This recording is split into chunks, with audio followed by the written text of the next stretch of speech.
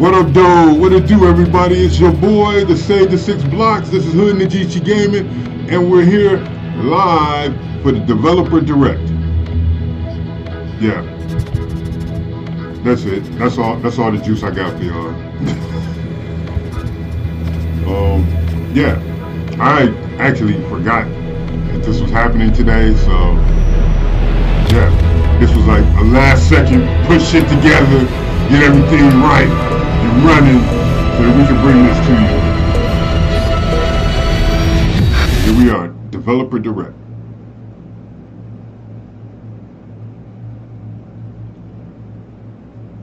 All games are available at day one with Game Pass.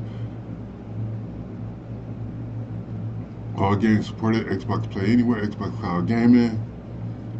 Yep, buy it once, enjoy it everywhere. Yo, I've been laid off for the last 2 years, so Game Pass has been coming in clutch for your boy. I'm not gonna lie. Yeah, my gaming has strictly been Game Pass games over the past year and a half, 2 years. You know, I got my hands on a few games here and there, but Game Pass has come through for your boy. We're gonna sit here, we're gonna watch the Developer Direct, we're gonna see what it do. We're gonna see what Xbox got for us for the coming year.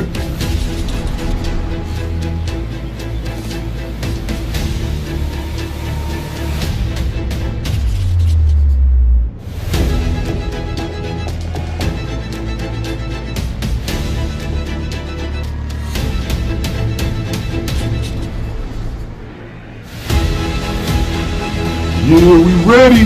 We are ready. We are ready. I'm just hoping that this intro music doesn't get a copyright hit.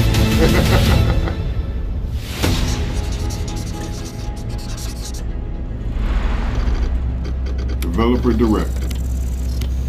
ID, Compulsion, Sandfall Interactive. Xbox Game Studio Publishing. Alright. Let's see what you got for it.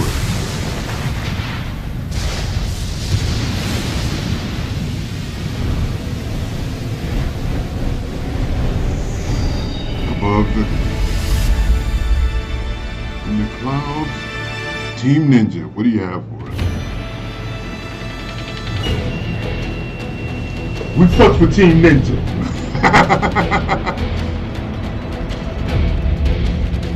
こんにちは、光栄テクモゲームズチーム忍者の安田文彦です。今日は皆様にチーム忍者が長く大切にしてきたアクションシリーズの新情報を発表できる機会をいただけてとても嬉しく思います。早速ですが、こちらをご覧ください。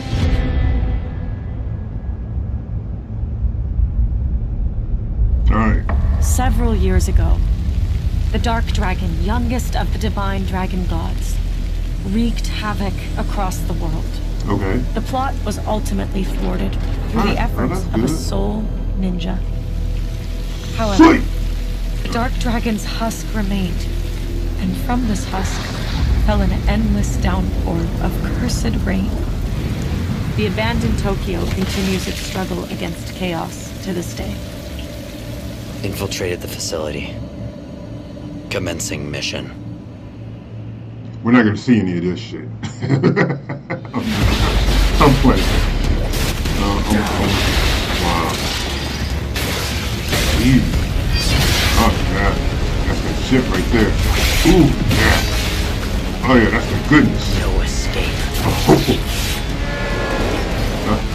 I'm gonna hate that stage.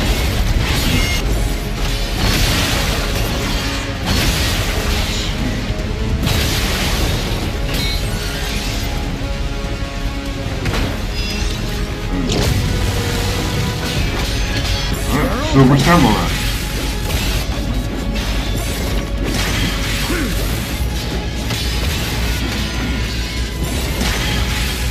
Weak.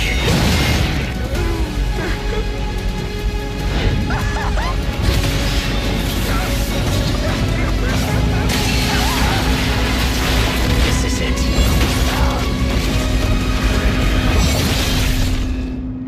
Ryu Hayabusa.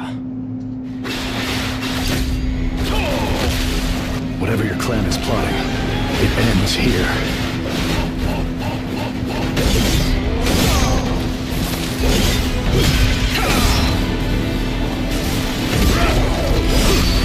So you've come, Raven. Fuck off, Hayabusa. I will execute my mission.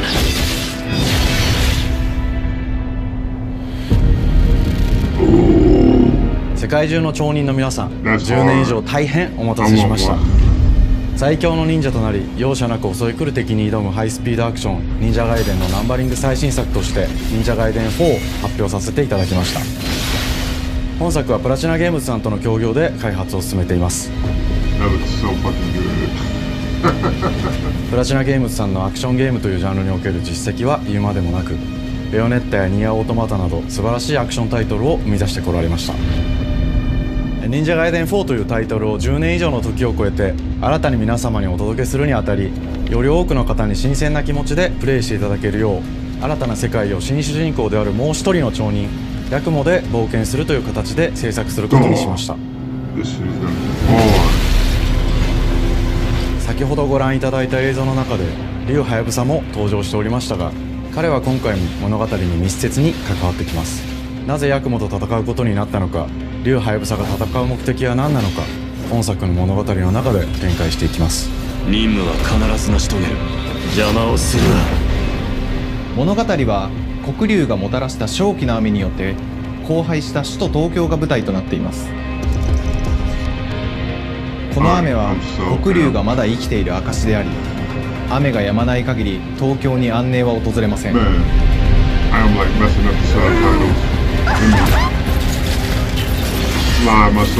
本作の新主人公であり、ハヤブサと対をなすカラス一門に所属するヤクモが首都東京で黒竜を倒し、この世界を晴らすため戦いに身を投じます。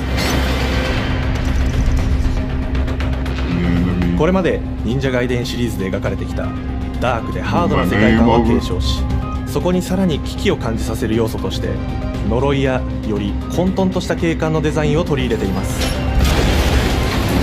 ステージプレイ中に街が呪いの影響を受け、ビルは崩れ、道は歪み、ヤクモをピンチに陥れることでしょう。舞台となる東京はとある出来事によって街全体が崩壊し、魔族やヤクモと敵対する勢力がひしめき合う状態になっており、環境全体がプレイヤーに牙を向くように感じられるはずです。前作より立体的に自由度の増した危険に満ちたステージを忍具やシリーズおなじみの体術など忍者アクションを駆使して乗り越えていくことになります。レールアクション、スイングアクションなどのダイナミックで爽快なシチュエーションを多く追加しました。これら以外にも様々なシチュエーションやチャレンジ、隠されたアイテムなどを用意しており、ステージが進むごとに上がっていくテンションにも驚いていただけると思います。Yeah, this shit is gonna go crazy. This shit is gonna go wild. 新しい主人公のヤクモは竜ハヤブサに次ぐ新たな町人です。彼にはまだ若さも残っていますが、カラス一門を背負う天才忍者でもあり、忍者ガイデンシリーズにおける忍者の頂点、竜と肩を並べる次世代の町人たり得る人物としてデザインしています。そんなヤクモの前に立ちふさがるのは、荒れ果てた東京の治安維持組織であり、黒竜の封印を守る竜神島や現世に蔓延する人ならざる者妖魔、そしてもちろんシリーズおなじみの魔人も登場します。また現時点では公開していませんが、新たなキャラクターやシリーズファンの方に喜んでいただける人物も登場しますので、続報にご期待ください。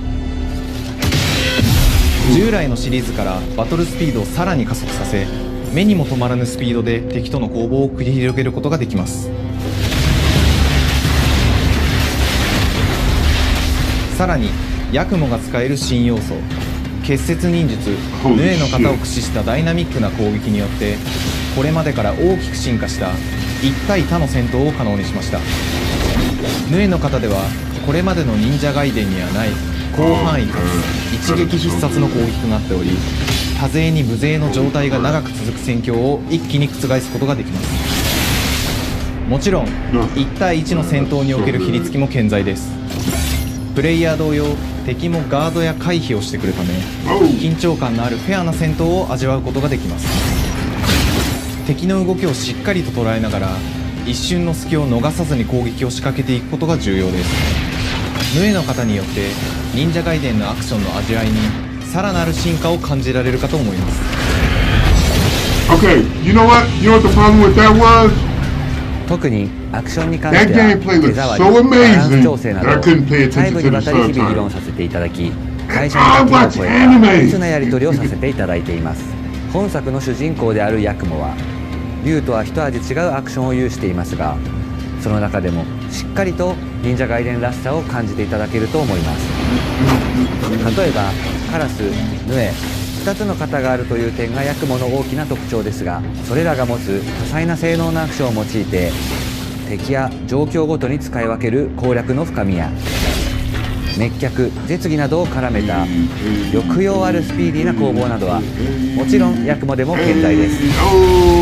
ヤクモと竜ハヤブサはそれぞれがかなり異なる個性的な遊び心地になっていますので、さまざまな戦闘バリエーションを楽しむことができるようになっています。ヤクモ、そして竜ハヤブサの双方で飛燕、伊豆名落としなどシリーズおなじみのアクションも駆使しつつ、新アクションを織り交ぜた新しい忍者ガイデンにご期待ください。忍者ガイデンシリーズに色濃く残っている歯ごたえやグレードの高いアクション体験の継承、さらに我々プラチナゲームズの特徴であるスピーディーなアクションやダイナミックな演出も取り入れ、進化した正当続編を作り上げるべく総力を挙げて開発を進めております。容赦ない敵とのいかなる攻防にもフェアに戦える手触りをヤクモでも目指しています。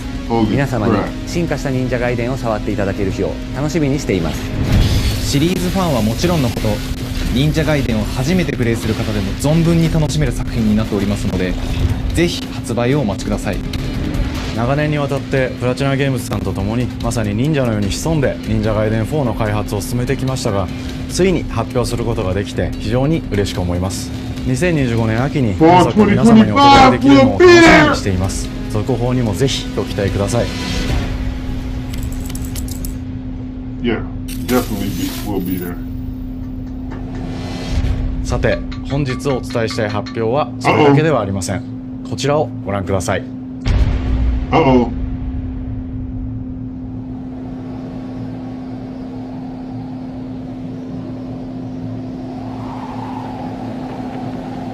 Remaster?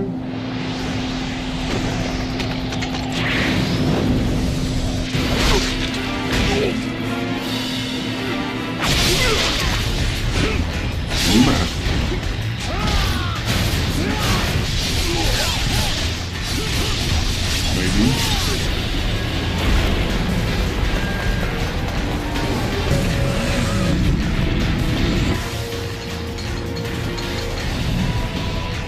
My path leads through the land of the dead. I don't know what the hell this is, but it's amazing. This guy, I remember. I don't feel like I remember this stuff. And thus the sun sets on the Dragon Ninja bloodline. Shit looks insane! Go back to hell. All paths before me are cruel and arduous. Our time has come.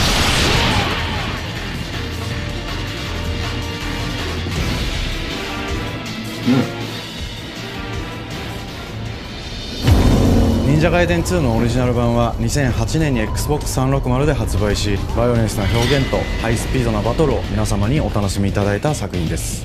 今作忍者ガイデン2ブラックではオリジナル版の表現に立ち戻り、アンリアルエンジン5を用いてグラフィックを大幅に刷新、忍者ガイデン2の完全版として開発されました。綺麗なグラフィックでお楽しみいただけるのはもちろん、竜ハヤブサに加え、あやね、もみじ、レイチェルもプレイブルキャラクターとして登場します。そして本作は本日コンソール、PC、そして Xbox ゲームパスでこの後すぐに発売となります。忍者ガイデンシリーズを長年応援いただいている皆様はもちろんのこと、本日忍者ガイデンを知っていただいた皆様も忍者ガイデン4の発売前にぜひ本作をお楽しみください。今年はチーム忍者創立30周年の節目であり、本日発表させていただいた忍者ガイデン4を含め2025年は忍者の年、イヤーオブザ忍者となります。ぜひ忍者ガイデンシリーズの展開にご注目ください。本日はありがとうございました。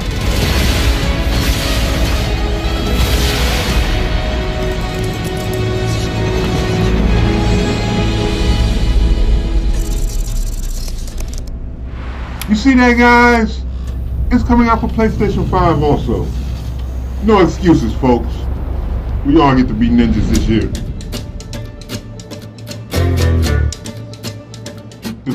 That Ninja Gaiden, that's how you start off a show.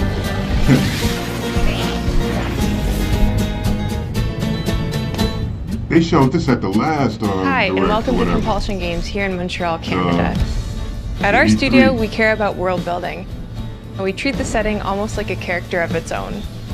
From the magical noir of contrast to the alternate history of We Happy Few, we draw inspiration from the landscape to shape mood, drama, and intrigue. For South of Midnight, our third-person action-adventure game, the story and characters bring a folkloric Deep South to life. This gave us a chance to explore Southern Gothic themes with a dark fantasy twist. So while our protagonist Hazel is at the forefront of our story, it's the macabre elements and larger-than-life creatures that will leave a mark on her journey and growth. Damn, we got a damn gator. Then in the South, so of course there's gonna be a monster gator out there. It is really picking up out there. Did you pack everything? Mama, this ain't my first hurricane. I know what to do. As long as you didn't forget the flashlights and batteries. Oh, shoot, we got 5 minutes. Let's go. We wouldn't be rushed if you didn't. Don't mumble. Speak on. Right, speak I on. said we wouldn't be rushed if you didn't waste all that time at the shelter. Now, you want to bring this up right now. I'm just saying. Hazel, please. We might need some help. I might need some help. While you're out helping everybody else. Hazel! So what you do? You go out into the storm? Hazel! Mama! Oh, damn. Oh, damn. Hazel may start her journey as a typical 19-year-old, but disastrous events will push her into a darkly magical world where she'll learn who she really is and how to tap into weaving, an ancient magical power that redefines her trajectory in life. The land itself chooses Hazel as a weaver. Someone who can see beyond the surface and tap into a deeper reality, the grand tapestry. Weavers can see the fabric binding our world, connecting people, nature, and echoes of the past. Keep those hands to yourself. Hazel can perceive both the mystical strands and stigmas in the world. Through her newfound power, she reweaves these stigmas and mends the afflicted creatures she encounters. As Hazel discovers her power, the world gradually shifts into the surreal, revealing that creatures from the old folktales actually exist. You up here, my salvation. Among them is good old Catfish, the storyteller who becomes both the guide and companion to Hazel across the game. It ain't every day I hear about a new weaver such as yourself. Would you kindly do your weaving thing and help me down? Meeting Catfish marks the true beginning of Hazel's journey. All of Hazel's arsenal and powers are designed around textile crafting and traditional spinning wheels. Her weapons include a spindle, 2 weaving hooks, and a distaff. Her magic abilities manifest with supernatural lace-like patterns, blending the traditional craft with mystical elements. Hazel engages with the world through a variety of movement abilities. Those abilities also help Hazel progress on a journey. As her journey unfolds, Hazel will master new weaving abilities, using them to traverse the world, conjure objects, and confront adversaries. Combat is about understanding and adapting to different enemy archetypes known as the manifestations of corruption Hazel encounters. These hates trap Hazel in combat until she unravels them, destroying them in the process. 12 friends that stop motion Each look ain't to has it. its own unique Once moveset, the action strengths, starts, and weaknesses that you'll need to learn and adapt to. it looks like a 6. For example, the slug burrows on the ground and unleashes devastating strikes from afar, while the Ravager closes the distance with chilling speed. Hazel can counter these threats with agile melee abilities to execute powerful combos, jump attacks, and charge attacks. But close combat is risky and can backfire because ain'ts have powerful defensive abilities. Mastering your magical skills becomes the key to gaining the upper hand in combat.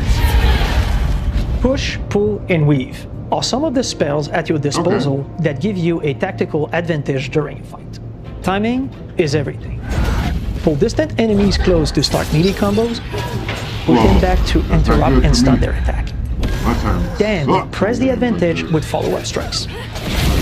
Spells interact uniquely with each enemy type, creating dynamic combat scenarios, especially when facing multiple types of opponents at the same time. Once near death, enemies can be unraveled, breaking their core and setting them free of their corruption, which has the added benefit of providing health boosts and reducing ability cooldowns. If you play your combos right, you can enhance Hazel's combat readiness and keep on chaining her abilities. As Hazel progresses in the game, she unlocks new moves and improved abilities, and you'll have to decide which areas to prioritize. The upgrades will change how you approach combat, like enhancing area of effect attacks, or refining push and pull skills to improve precision and make them feel more rewarding. Almighty push. The combat system is fast and responsive, built around chaining attacks, landing precise strikes, and unraveling enemies. You mind if I take a look around? You can see every place old Molly terrorized and more. Now for the low, low price of $1. In Hazel's search for her mother, you'll explore multiple regions, each ruled by a mythical creature with their own Southern Gothic history. You'll gradually uncover the backstories of these beings, once human or animal, who were transformed by tragedy, their secrets waiting to be discovered. As a weaver, Hazel heals these creatures by collecting fragments of haunted memories. We call these echoes, which reveal each creature's past. Hazel must experience these echoes. I don't even want to know what happened to that gator missing the top half of his mouth. What kind of person would do that to someone? We design each region to reflect the creature that's been doomed to wander it. From the atmospheric environment to unique music themes composed for each one. While not all encounters lead to direct combat, Hazel will need to face mythical creatures in epic confrontation before she can heal them. Our boss encounters and gameplay sequences also reflects the uniqueness of each creature, with distinct mechanics that center around a specific thematic. These encounters feature multiple phases that ramp up in complexity. Oh man. As the encounters progress, the musical theme builds up, cranking the tension alongside the fight. Alright, but whether it's two-toed Tom, let's not get no license shit. Each of these larger-than-life creatures is inspired by Southern folklore and lead to climactic battles. Oh yeah. We got a long journey ahead. South of Midnight unfolds as a hero's journey, and as Hazel, you'll travel through a tapestry of Southern-inspired landscapes. From abysmal swamps to flooded farmlands to the Appalachian peaks. In our magical South, decaying buildings reclaimed by nature stand moments away from a hungry Rugal. And as Hazel delves deeper, reality bends ever more toward the fantastical. The history, landscape, and folklore of the American Deep South fill our world, and our team has infused the game with thoughtful details and environmental storytelling, like our bottle trees and haint blue porches, which are said to ward off evil spirits. The weight of the past emerges as central themes, which you can see through old abandoned buildings and businesses struggling to survive. As you explore, you'll meet locals who stayed behind even in the face of a hurricane. So I'm the last person left here. All those damn haints.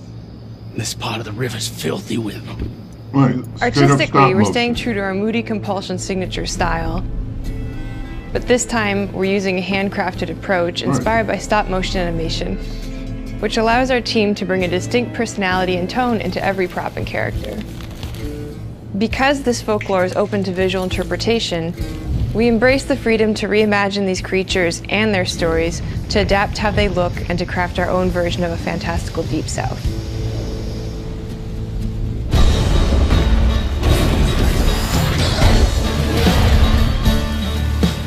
At Compulsion Games, we love to craft around central themes. We're lucky to have talent across all our disciplines that collaborate to give South of Midnight such a unique personality. We hope you enjoyed this deep dive into South of Midnight. We're thrilled to announce that the game will launch on April 8th, and pre-orders are now available on Xbox and Steam. A few months away. I dig that. Alright, what's next? Sandfall? Sandfall, let's get it.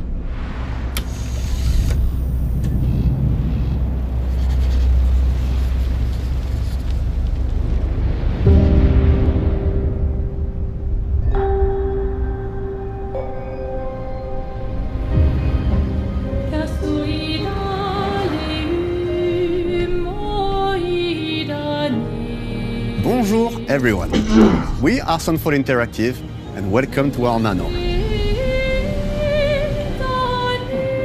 We are a small studio based in Montpellier, France, working on our first game, Clair Obscur Expedition 33. It's a turn-based RPG set in a fantasy version of late 19th century Belle Epoque France. Our grand adventure in game development actually started as a solo passion project.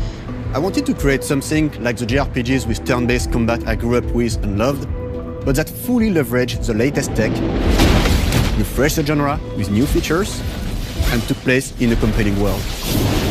I knew I needed help to realize my dream. First, I turned to a programmer I knew would get it. You and I started trading ideas right away, and that quickly turned into trading files back and forth. Soon, I was creating the first prototypes of the reactive turn-based system, combining real-time offense and defense element, and a cinematic battle camera system. Things really clicked when we tested the first version of those features. We felt we had something both challenging and fun. As Tom and I went back and forth and iterated on game elements, a vision started to come together, and I shared it with an old friend from university. Guillaume and I are both passionate gamers, and when he described the project, I quit my job the following week and joined the team without hesitation. Because I believe that in video games, success always starts with a strong creative vision. And we had that, defined by 3 core elements. A story with great emotional depth, gameplay that innovates on the classics we love, and a world that is completely original, beautiful, and immersive. We founded Sunfall Interactive on these tenets. A group of friends with a shared vision and the drive to make something great. It dope as fuck. Turn-based combat. This too is your legacy. Core to every great RPG is a compelling story. And Guillaume and I spent 4 years intensively developing and refining ours. And that started with the hook. 67 years ago, a massive slumbering paintress and a monolith appeared with no warning. Once a year, the paintress wakes and paints a number on her monolith, and everyone who has passed that age is erased. Every year that number ticks down, everyone dies younger and younger. Expeditions depart to kill the paintress, determined to fight until their final breath, but none have ever returned. Our story follows Expedition 33. That's insane. Expeditioners. Holy crap. We honor your dedication. What? Damn! Guillaume and I knew early on that we didn't want to focus on good versus evil. What's interesting to us are people who, yes, are flawed, but who care deeply about each other. And conflicts arise because they have different perspectives on what needs to be done. I'm sorry about earlier. We wanted our story to feel dark and mature, with adult characters who feel like real people with real experiences. I'm always missing something that everyone else just gets. The heart of the story is about overcoming an existential threat while struggling with loss and grief. And it's rooted in the characters' relationships, both to each other and to themselves. What are we gonna do, huh? Tell me. What are we gonna do? In a world like this, how does one stay hopeful or make peace with their fate? What duty do we owe to each other or to ourselves? These questions are deeply personal to me, and they permeate the story behind the story. Know that Lumiere fights with you. Tomorrow comes Expedition 33. The characters all have their own motivations and perspectives. Gustave and Lune are deeply invested in the expedition, even if they fight all the time. The benchmark's down 33. The mission is tied not only to their family, but central to their identity and purpose. Protocol doesn't cover every contingency. Everybody owns when you die. But what happens if your birthday is the next day? Whose darkest days have already happened. What are the stars whispering to you? Actually, do you die on your birthday? That's kind of dark as shit. It's something my dad and I used to so many do. questions. And Maëlle, who cares more about really living her life, not just living longer. I have so many questions. Are you real? It's not all dark, though. Along the way, they meet various colorful NPCs and recruit Monoko, who is a friendly but kinda bloodthirsty philosopher and a fully playable character. He has a really cool battle mechanic where he can turn into the enemies he defeats. What are you doing? Just need foot. Aha! He's very, very old and has seen many expeditions come and go. He is a Gestrol, which are a group of playful beings who view battle as a form of meditation. They're fun and sort of ridiculous. You'll meet Monoko and many other Gestrols across the game. And of course, there is Estier, who is one of the oldest and lore-wise the most powerful creatures in the verse. Estier is that powerful? He will be your mount and help you travel to secret corners of the world. And if you bring him back his special stones, you can unlock abilities for him to access new areas of the world and find exciting secrets. I'm strong, but I'm not that strong. Everyone has their own reason for joining the expedition, and each of them has their own story and resolution that we think players will really connect with. It's kind of wild. In addition to a strong narrative, we had a clear vision for our own take on the genre's core gameplay. Our reactive turn-based system takes the traditional turn-based battle mechanic we love and adds real-time reaction, which gives combat greater intensity and dynamism. During enemy turns, you can negate all damage by dodging or parrying at the right time. But balancing turn-based with real-time mechanics took a long time to get right. During initial playtests, turn-based players often found the real-time elements too hard. Some of us are still traumatized by enemies from back then. We've done a lot of rebalancing since, and with a lot of iteration, we ultimately came up with a formula that we're proud of. Players who are good at real-time can take more risks, and others can counterbalance with items and strategies. A big part of that formula lies in the many ways you can customize your character. We spend a lot of time designing each character's unique mechanics and their custom skill trees. Our philosophy is making every type of playstyle viable so that everyone can have fun with how they play the game. Each character has a unique mechanic. Maëlle switches between stances which can ultimately boost defense or power. I personally like to make Maëlle the protector of the group, but I'm pretty much the only one at the studio who plays her that way. Most people play her as a glass cannon with Gustave's complementary skills. The characters can also equip hundreds of passive effects, which in our game are called Lumina. Every character has more than 20 unique skills in their skill tree and hundreds of passive effects they can gain through Lumina and weapons, so there are a ton of builds and playstyle to explore. Needless to say, we can't wait to see how you choose to play and what kinds of build you'll design that we probably never even imagined.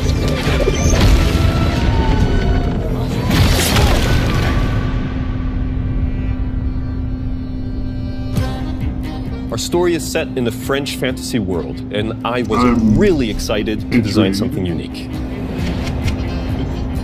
Every level has its own color and texture identity. For example, the Gestrol Village is an early area in the game where players can enjoy a fun break.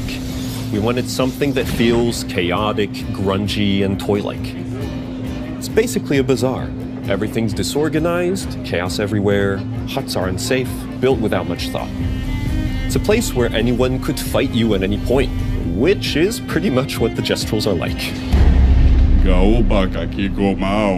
The Gestral village is hidden inside the ancient sanctuary. The ideas here were forest, labyrinth, and sensors. I designed it as a vibrant place, like an old graveyard of Gestrals, a forgotten wooden toys in a box, with two main colors, red and white. I wanted to make it feel cozy, hidden from danger, with traps and labyrinths in case enemies get in. Same process with the characters. Minoko came in a single concept. I thought of a monkey-like body, white fur, with a black and red flat mask. Ladies, could I? Ow! Definitely a Gestral. For SK, we needed a cuddly companion to take us around the world. I thought instantly of a giant inflatable balloon and old Victorian pillows with many intricate motifs. We start with the core themes and ideas, and the visuals grow organically from there. From the very start of the project, there was one thing that we absolutely wanted to bring back from older JRPGs. A feature we really loved, but is very rare these days. A completely 3D and navigable world map. Yes, we've got a world map. And it was a real challenge to create, both artistically and technically. And it ended up a lot bigger than we expected. You'll definitely need SK's help traveling around. Oh, wow. We're super happy with the result, as there's a lot of side paths and entire hidden levels. If you want to fight the toughest bosses of the game, you will have to explore. Good luck.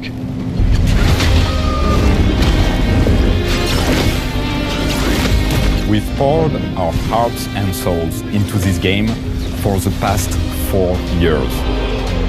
That's why we're delighted to announce that Expedition 33 launches on April 24th on Xbox Series X and S and is available day one with Xbox Game Pass. You can already wishlist the game and follow us for more info. And there it is! We are super excited to invite you into the world of Expedition 33. Yes, we are a small, passionate team, it's our debut game, and we can't wait for you to discover our story, our world, and our take on the turn-based genre. On behalf of everyone at Sunfall, thank you for joining us. Tomorrow comes. Demain viendra. Tomorrow comes. Demain viendra. Demain viendra. Tomorrow comes. Alright. That's kind of dope. Alright, what do you got? Something Doom inspired? That's funny, we just played that Doom mod for Starfield last night.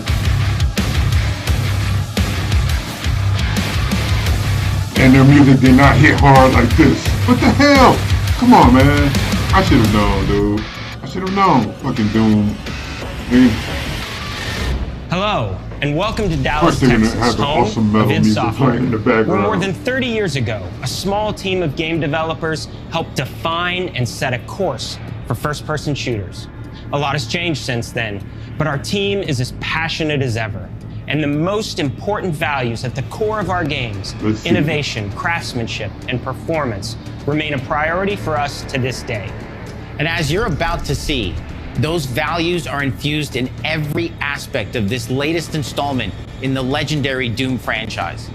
It is an honor to work on this game, to carry on its tradition of creating all-out, groundbreaking levels of fun. So now, we're excited to share with you a look at our most ambitious game yet.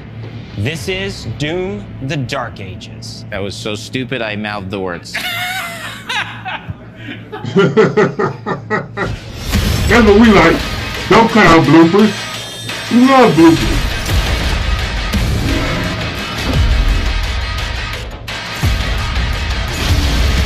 Oh, man, look at that. In Doom: The Dark Ages, you will feel like the superweapon in the center of a medieval war against hell. Set in a cinematic sci-fi fantasy world full of locations to explore, powerful weapons to unlock, and enemies to conquer. This is a prequel to Doom 2016, and that's given us the opportunity to reimagine every aspect of this experience. So if you're new to the franchise, then Doom: The Dark Ages will be the perfect entry point into the series. And if you're a longtime fan, then you'll be proud That's to like see the in a Doom lot I of played. ways, Oh, the feel shit. of the game is really a return to form. Holy So let's shit. break it down, starting with the combat. In Doom Eternal, you felt like a fighter jet. In Doom the Dark Ages, you'll be an iron tank. Heavy, strong, but still fast. A grounded combat system with an emphasis on power over the acrobatics of Doom Eternal.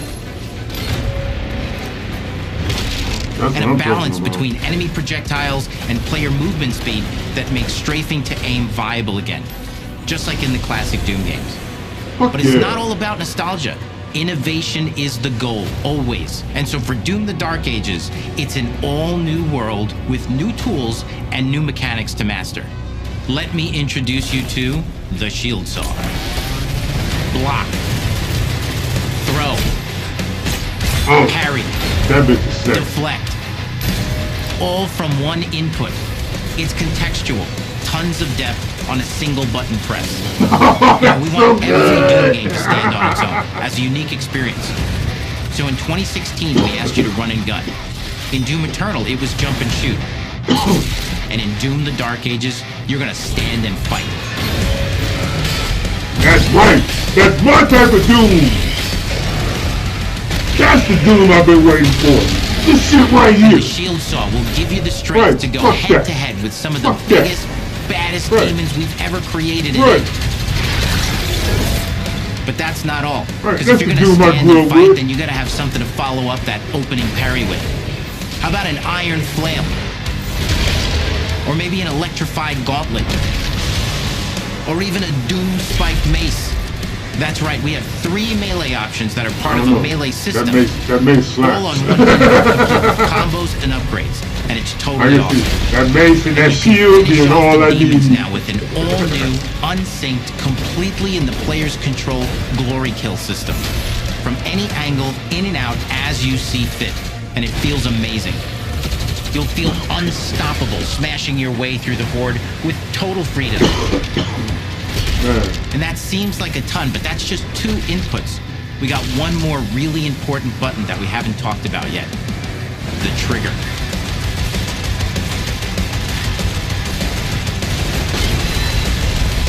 That's right, we've saved the best for last. Doom has and always will be all about the guns, and Dark Ages has some of the most ridiculously powerful weapons that we've ever created. Mean. Ancient. Brutal torture machines built to butcher, impale, and shred the minions of hell with. Only in Doom. That's the mission statement for the design of these never-before-seen, insanely fun-to-use tools of mayhem that only the Slayer has the power to wield. So let's take a look at some extended gameplay footage and see how these medieval mechanics synergize with the enemies and the environments to form the new combat loop for Doom the Dark Ages. Boots to the ground. Right. Eat this hot shit. Right.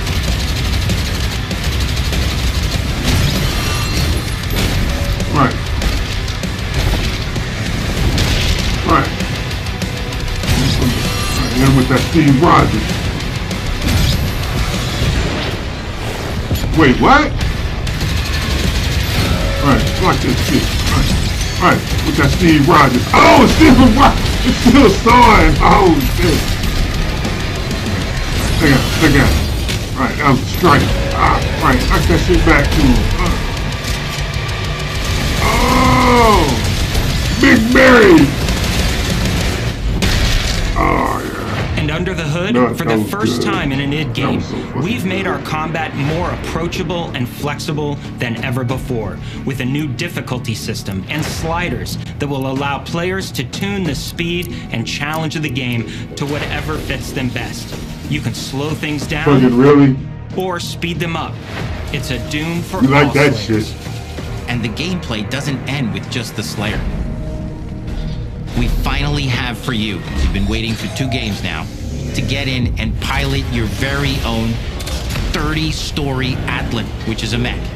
It's the size of a building, it's powerful, and you can beat giant Titan-sized demons to death with your gauntleted fists.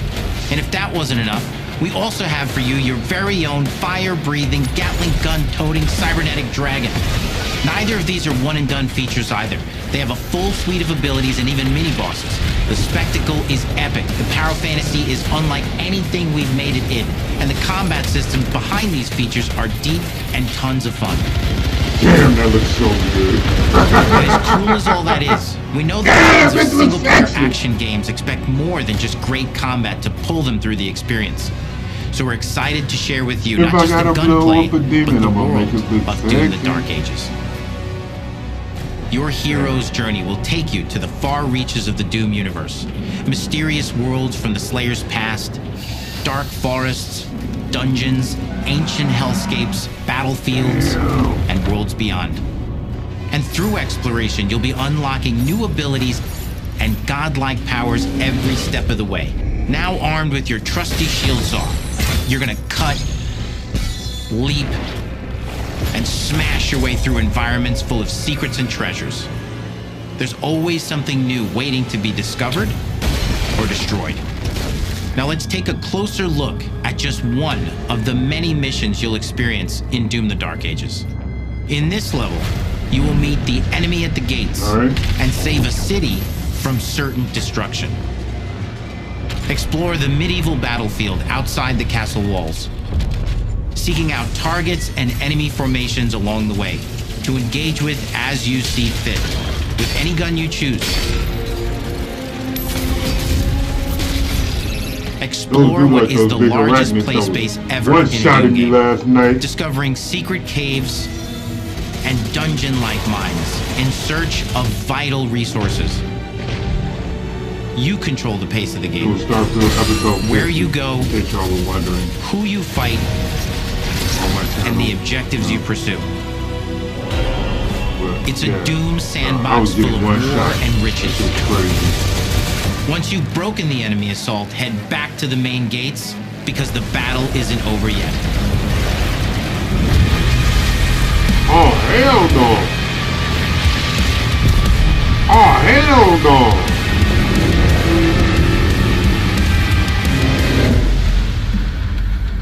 Like when Rita Repulsa and the soundtrack to your epic adventures will be composed by the award-winning team at Finishing Move, providing you with a metal soundscape that's loaded with guitars, medieval vibes, and pure adrenaline. You'll feel like you're expanding the legend of the Slayer with every mission you complete.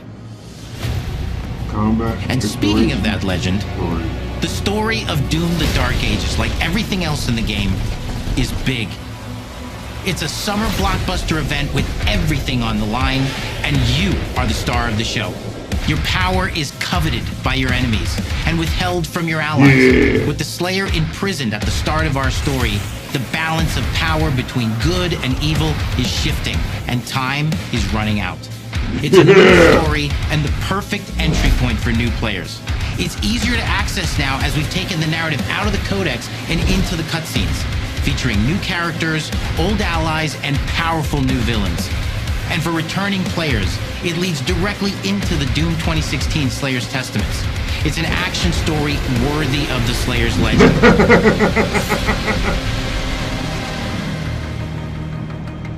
Fucking Doom, boy.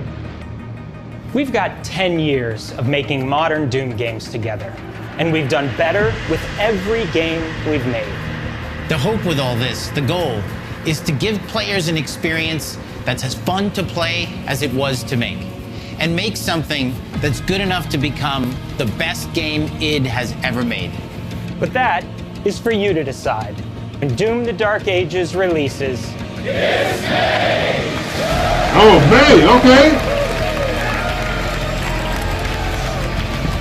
4 months away. Everything is like 3 to 4 months away, except for Ninja Gaiden. But everything is, man, April. That's awesome. Spring is gonna slap. I cannot move. Spring is gonna slap. This is so like. You will feel like the super weapon in the center of a medieval war against hell. All of Hazel's powers are designed around textile crafting and spinning wheels. The combat system is built around chaining attacks and unraveling enemies. Our reactive turn-based system has a real-time reaction, which gives combat greater intensity and dynamism. This looks amazing. What? 忍具やシリーズおなじみの体術など忍者を駆使して乗り越えていくことになります。皆様に進化した忍者ガイデンを触っていただける日を楽しみにしています。 But they're all gonna get played. They're all gonna get played. Right. We gained that. Right.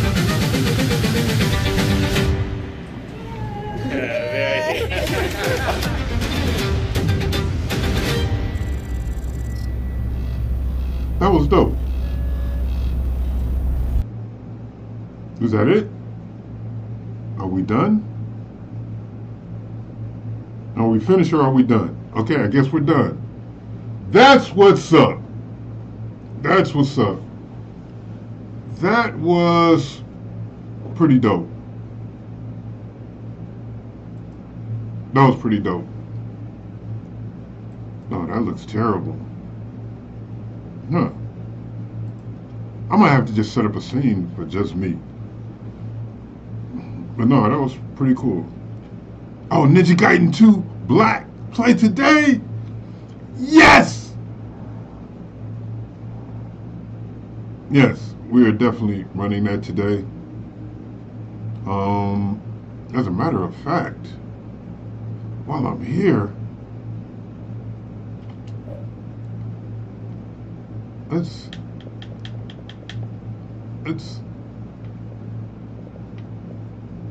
where would it be at? Would it be under Game Pass?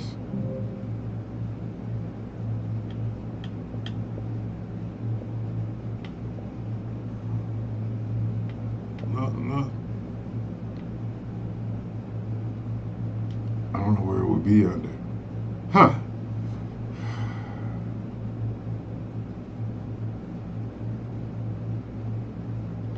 Maybe in the store?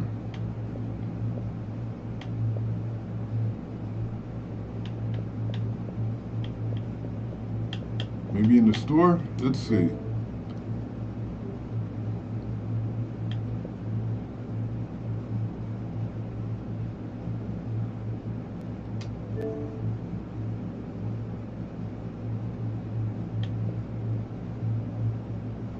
Wait a minute. Where did this come from? Okay, well, that's not what we're looking for. We're looking for Ninja Gaiden.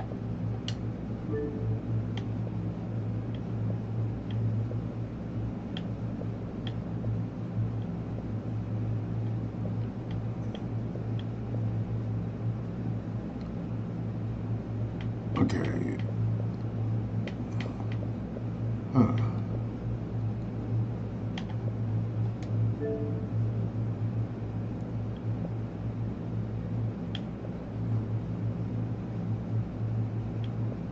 Okay, these are the games coming soon. No, okay. You see that. Let's just go to search.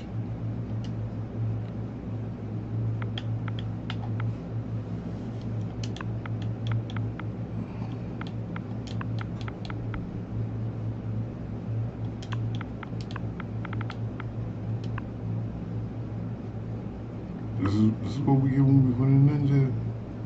God damn it.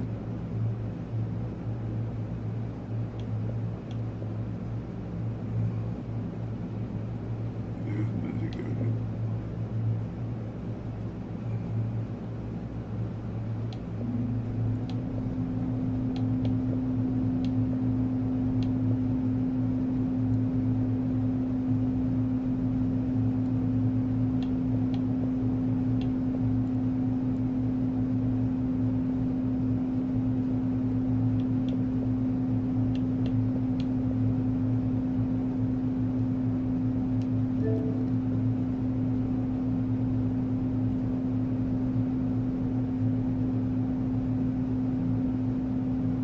I don't know if that's it.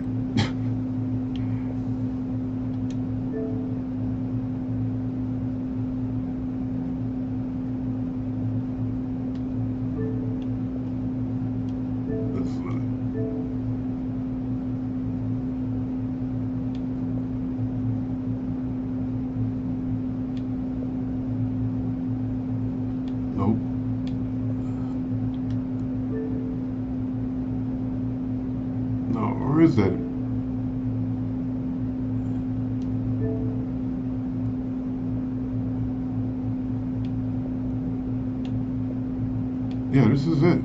Available on Game Pass. So yeah, I guess that's it.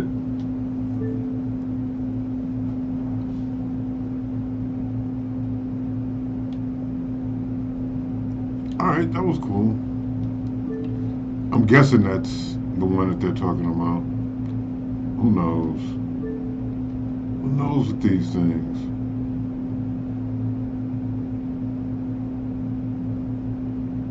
Yeah.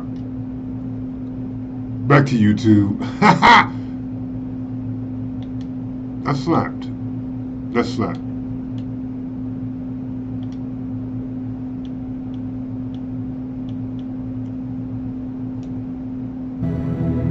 What are they doing? Are they doing the restream of it? Alright, that was dope. I want to thank everybody who fell through, everybody who liked, subscribed, followed, left a comment. I am the Sage of 6 Blocks. This is Hood Ninja Ichi Gaming. And I'm out. This is the shit this is why I haven't been live. In every story there are main characters on whom all the attention is focused, while no one pays attention to the secondary characters. They are always around, but no one cares about them. In the body of such in every story there are main characters on whom all the attention is focused, while no one pays attention to the secondary characters. They are always around, but no one cares about them. In the body of such a minor character ended up our protagonist, Kim Ha-jin. Interesting fact, he is the author of this novel in the world of which he found himself. At first glance, this story was the most ordinary and started like thousands of others. Dungeons and monsters appeared all over the earth. Everything was plunged into chaos, and humanity was on the verge of extinction. Korea had become the worst place on Earth. But as always, there were heroes with incredible powers, who began to defeat the monsters and destroy their lairs in the dungeons. Hero guilds appeared, and with their help, Korea became the most prosperous place on Earth. To train the strongest heroes was founded an academy, the Cube. In this story, there was a protagonist and his adversary, but our hero became neither of them. Immediately upon entering this world, the author has seemed to gain some sort of super-hearing power. He can hear the people of the crowd sharing their opinions about Kim Soo-ho's rise, both in positive and negative light. But their opinion isn't of a concern to our protagonist. It's the fact that he can hear everyone loud and clear, despite sitting so far away from them. As Kim Soo-ho's promising results are brought to the table, the headmaster of the Cube is impressed by his results. She's even more impressed by Soo-ho's age, as he's managed to achieve a successful track record at the age of 17. The name Kim Soo-ho runs amok in the author's mind. Soo-ho is supposed to be the main character of this novel, and the world that the author created. He's the one who is supposed to lead the ruined state of the world to an era of harmony and peace. Since he is the typical hero, he possesses a hero's kindness, as well as a striving heart for good. But what's even more interesting is a dark secret that Soo-ho has been guarding with his life, keeping that part of himself locked away. With him aside, our nameless author focuses on Soo-ho's rival, the guy who is supposed to oppose him in the story and give him some competition. Entering the stage, the second place cadet is revealed to be Shin Jong-hak. He's a confident, dare I say rather arrogant guy. He's your average trust fund baby because his dad owns one of the best companies in the country.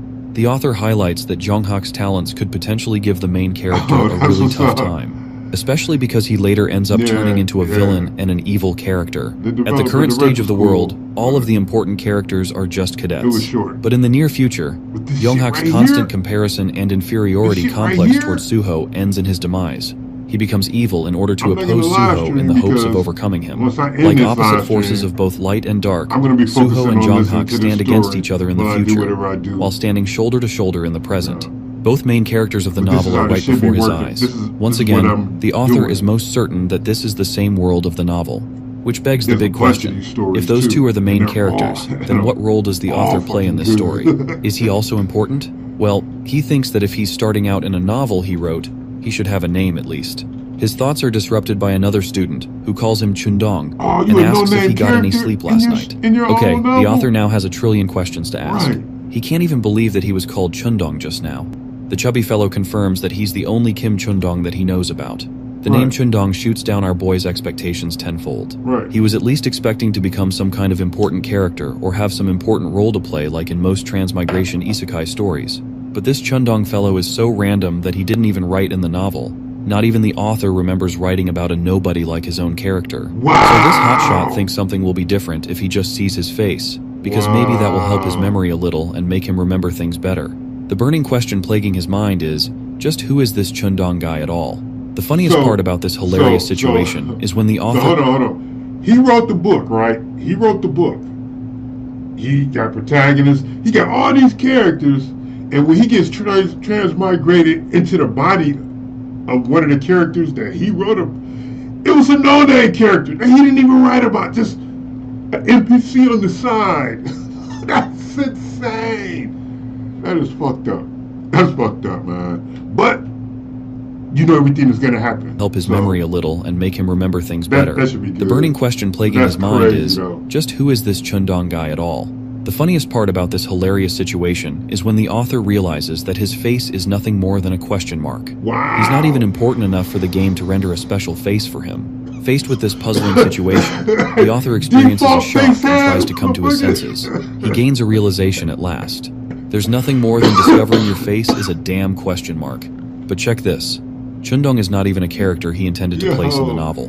His character has no special appearance, doesn't have a unique name, and basically doesn't even exist in the significant landscape. Rejected by the world of his own creation, the author faces despair, realizing that not even the crowd is focusing on his faceless features. It's like he's an NPC character, a nobody that no one even cares about. Inside the cube, he's the most normal person and will likely never even interact with the main characters or influence their stories. If you thought you weren't the main character of your life, think again. Then imagine this poor guy's situation. He's nothing more than a mob, even worse than a mob, just a placeholder to fill up a seat in the game. Defeated, the author shrinks, realizing that he's nothing more than an extra character with no worth in the novel. Now for a little background on how he ended up here. The author received a surprising email one day. He was being offered a remake offer for the novel he wrote. The Returned Hero, Kim Ha-jin's fantasy novel, is a story that he's barely continued after facing an extreme writing block of more than half a year. You ever feel like you start something but you can't find yourself finishing it? Yeah, that's basically what's happening to this guy. Ha-jin wondered what the email meant. He figured that his fans wanted him to remake the story a little, especially since Ha-jin stopped working on it.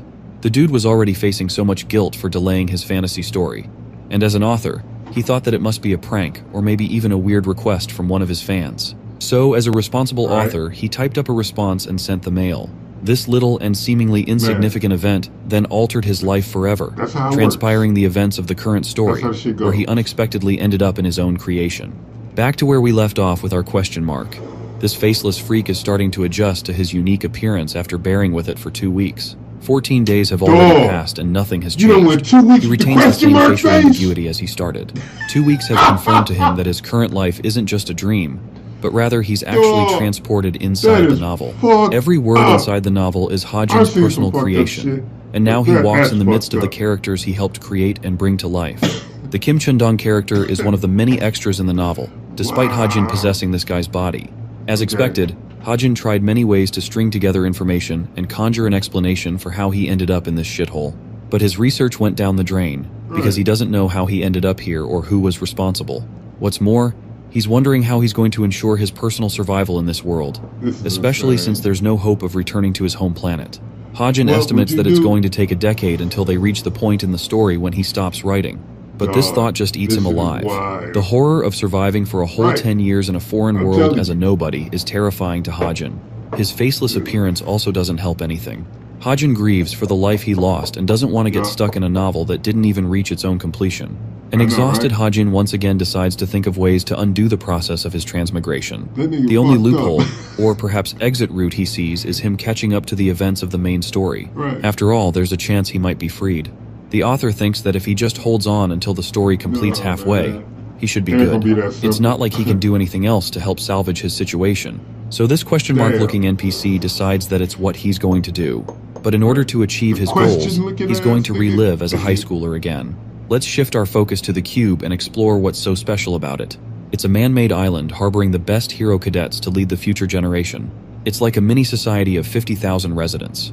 The city is a standing example of innovation and advancement, reflecting the top-tier magic and industry skills of mankind. The cube is single-handedly the reason Korea is considered a superpower in this novel. Standing before the Hero Training Center, Ha-jin reflects that it's the main stage in his novel where everything relevant is supposed to happen. It's a beautiful blue structure where heroes train with special skills. The superpowers in Ha-jin's novels are called gifts, and just like you'd expect, every hero has them. However, only the best of the best, the The top elites are granted qualification to become the cadets of this facility. The same goes for Chundong, whose body Hajin is possessing. This boy is also supposed to be a cub cadet, meaning he's probably got some skills going for him. The problem is, Hajin has zero knowledge or idea of this guy's abilities, so it's kind of like starting from scratch and not knowing your powers even exist. The author is at least confident that Chundong might have some connection to the training center. He's hoping to find whatever resources he can to use to his advantage, as that is the only way he's got a shot at surviving the terrifying school and its fierce cadets. Hajin enters Class Veritas, a classroom considered the center of the Cube Training Center. This place has everyone: the good, the bad, the cute, and the ugly. There's Jonghak, and even the main character of the novel, Suho. Soon, most of these characters will have their own objectives and run into different events, which will cause many things to happen. Hajin takes his seat and feels disgusted by the fact that he's got to survive 10 whole years with this same class. To top it off, he doesn't even have a damn face to greet them with confidence. It's the worst outcome imaginable for the author. After class, the students return to their dormitories. Hajin is no exception and doesn't really know how to describe his day. He can't even figure out how he was able to focus in class when he first went to high school. Suddenly, a delivery box grabs his attention. This is quite unexpected for even the author, as he never wrote about a delivery system in the game. As he's unwrapping the box, various thoughts come to his mind. He wonders if this is supposed to be Chundong's personal belongings.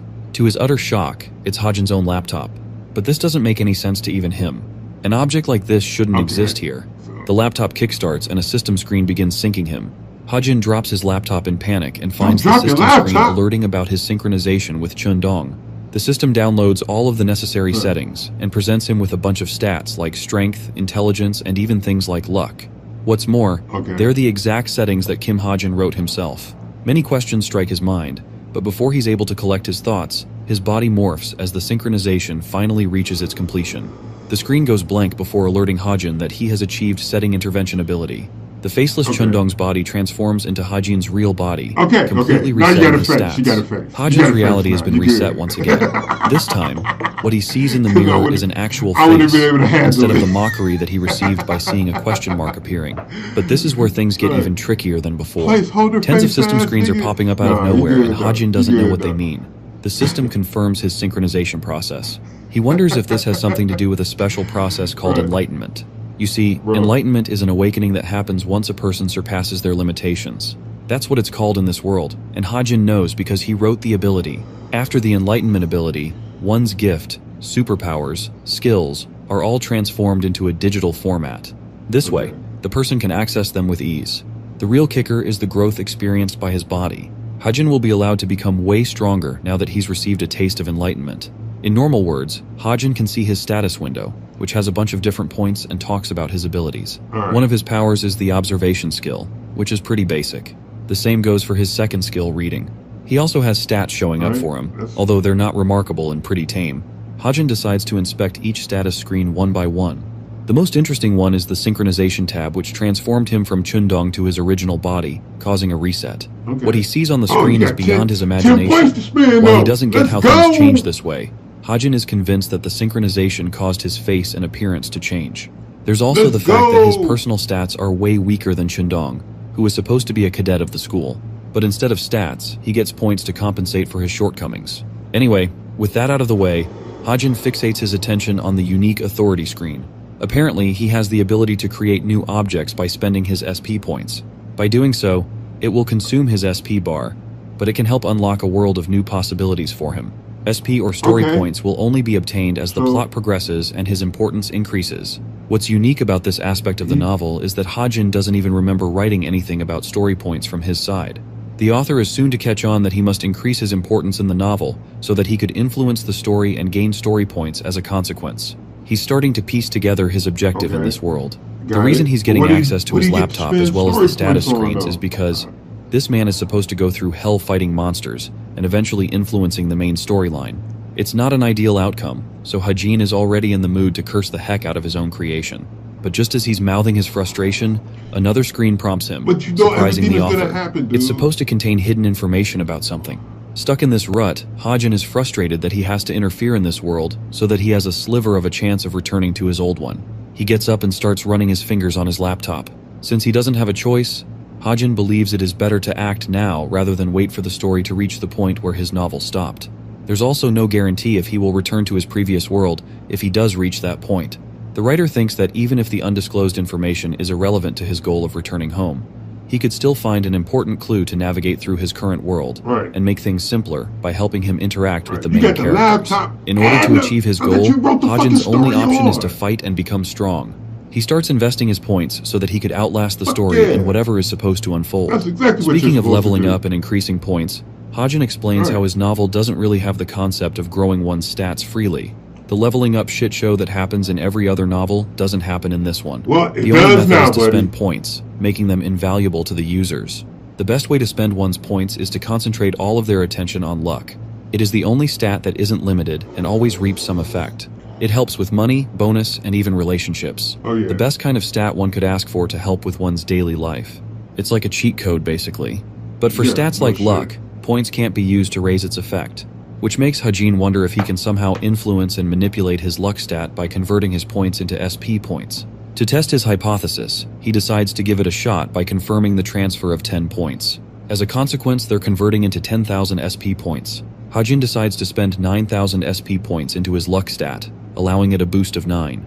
The mysterious luck ability activates and kicks into effect, slightly bumping his luck stat by a point. This means his luck passive stat affects even itself, making it a really valuable investment. Hajin then focuses on the protagonist's stats. Suho's magic power stands at a powerful 9 and is capped at that level. Hajin has just surpassed that barrier by increasing his luck stat to 9.1. As for the rest of his story points, he decides to focus on perseverance to help him survive the harsh training of the facility. Thanks to Hajin increasing his luck stat, it also helps with significantly boosting his perseverance ability when he boosts it with points. He's already feeling grateful for its effects as the investment is showing promising results. Suddenly, the system glitches and issues him a warning screen. His tampering with probability has caused an error to occur. Since Hajin was basically cheating the system creates a restriction to prevent this loophole. He can no longer manipulate his abstract stats with story points. The author is a little peeved that he was hit with a restriction like that, because otherwise he would be too overpowered. Hajin realizes that he has hit a wall with his gimmicks. But still, he managed to increase both luck and perseverance to a high level, which should be enough for him to overcome many obstacles in the story. A thought crosses his mind. He gained 10,000 story points for being a novice. Those points can be used pretty sparingly. Hajin wants to put more thought into what he's going to invest them in, so for now, he decides to keep them aside. The next morning, he shows up in his class. Their professor gives them an introduction. Kim Soo-hyuk will be acting as their instructor for the next year. He's globally recognized as one of the most capable heroes, notably standing in the intermediate grade 5 rank in the association. Concluding his introduction, the man alludes to his point. He mentions how the institution known as the Cube isn't just a fancy place for the cadets to enjoy as they please. Its most reliable indicator is the student grade, which means failing to achieve them and uphold them to a standard will end up with the cadet getting kicked out. It's also not easy to just maintain one's grades, as only half of the cadets will even manage to survive the program without bailing. The institution strives and cultivates the next generation of heroes, so their category for judgment will also be harsh. The instructor commands Tay students to get up and follow his lead, as the first schedule will talk about deciding on a main weapon for each cadet. Entering the weapons room, the students are... Let me get this. He's the only one using a gun at Academy while others are stuck. Nah. Yeah. It's on YouTube. I gotta wait for the chat to go down. So, yeah. Manuel Fresh.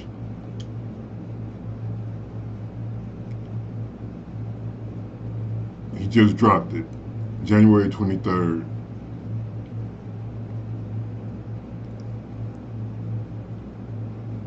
That's the name of the channel, Manuel Fresh, though. I'm subscribed. You should get subscribed too. I love my boy Manuel Fresh, though. I like that. I like these.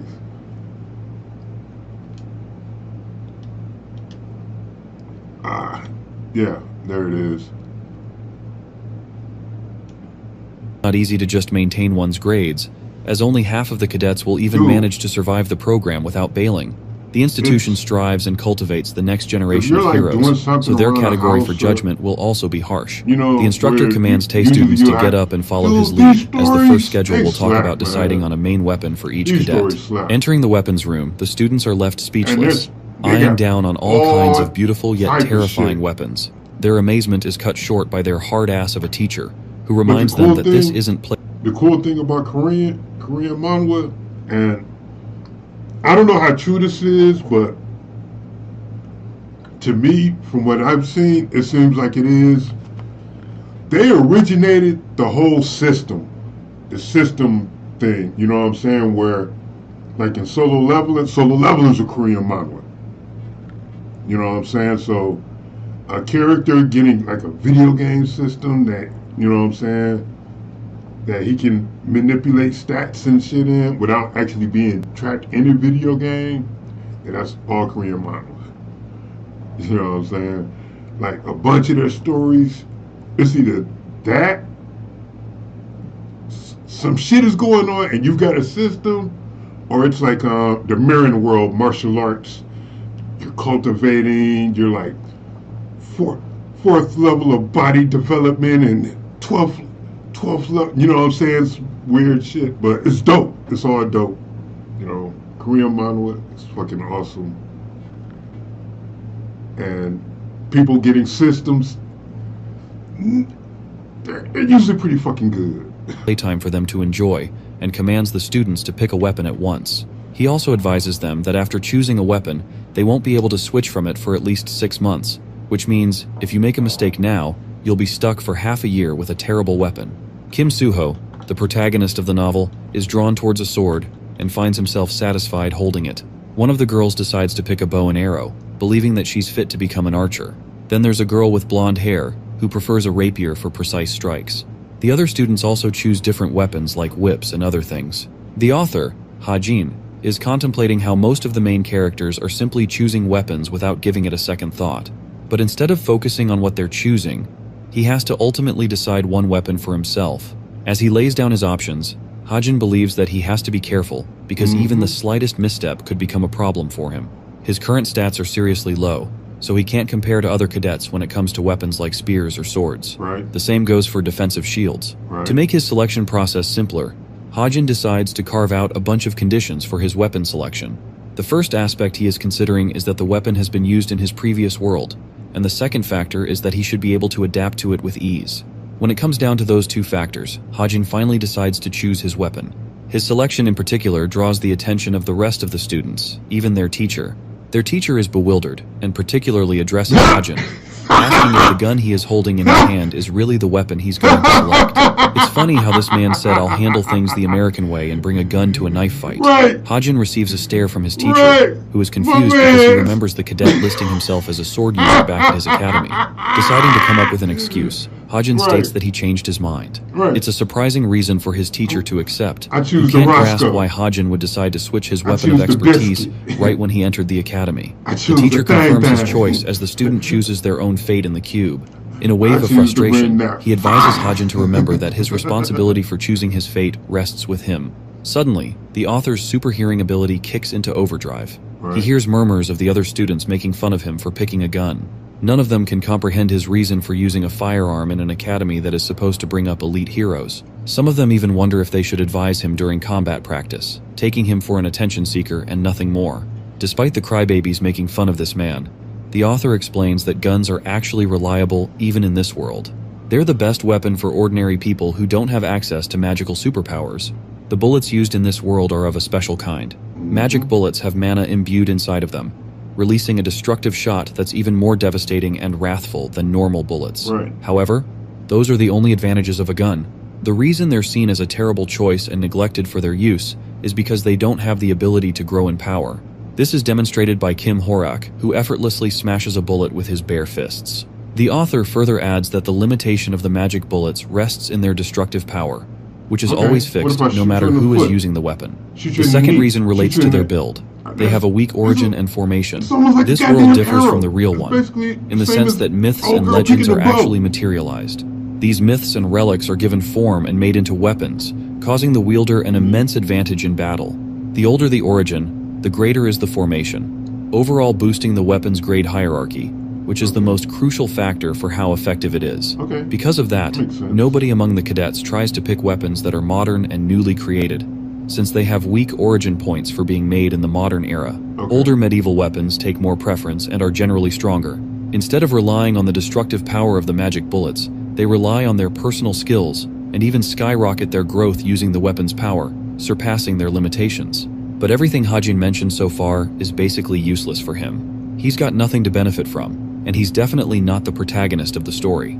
He doesn't know how a sword works, and believes his skills with a melee weapon will be far worse than the other cadets. Internalizing his thought process, Hajin believes that he chose a gun for a good reason. He knows how to use it, and it will effectively help him earn story points, because simply using the gun is bound to help him stand out among his peers.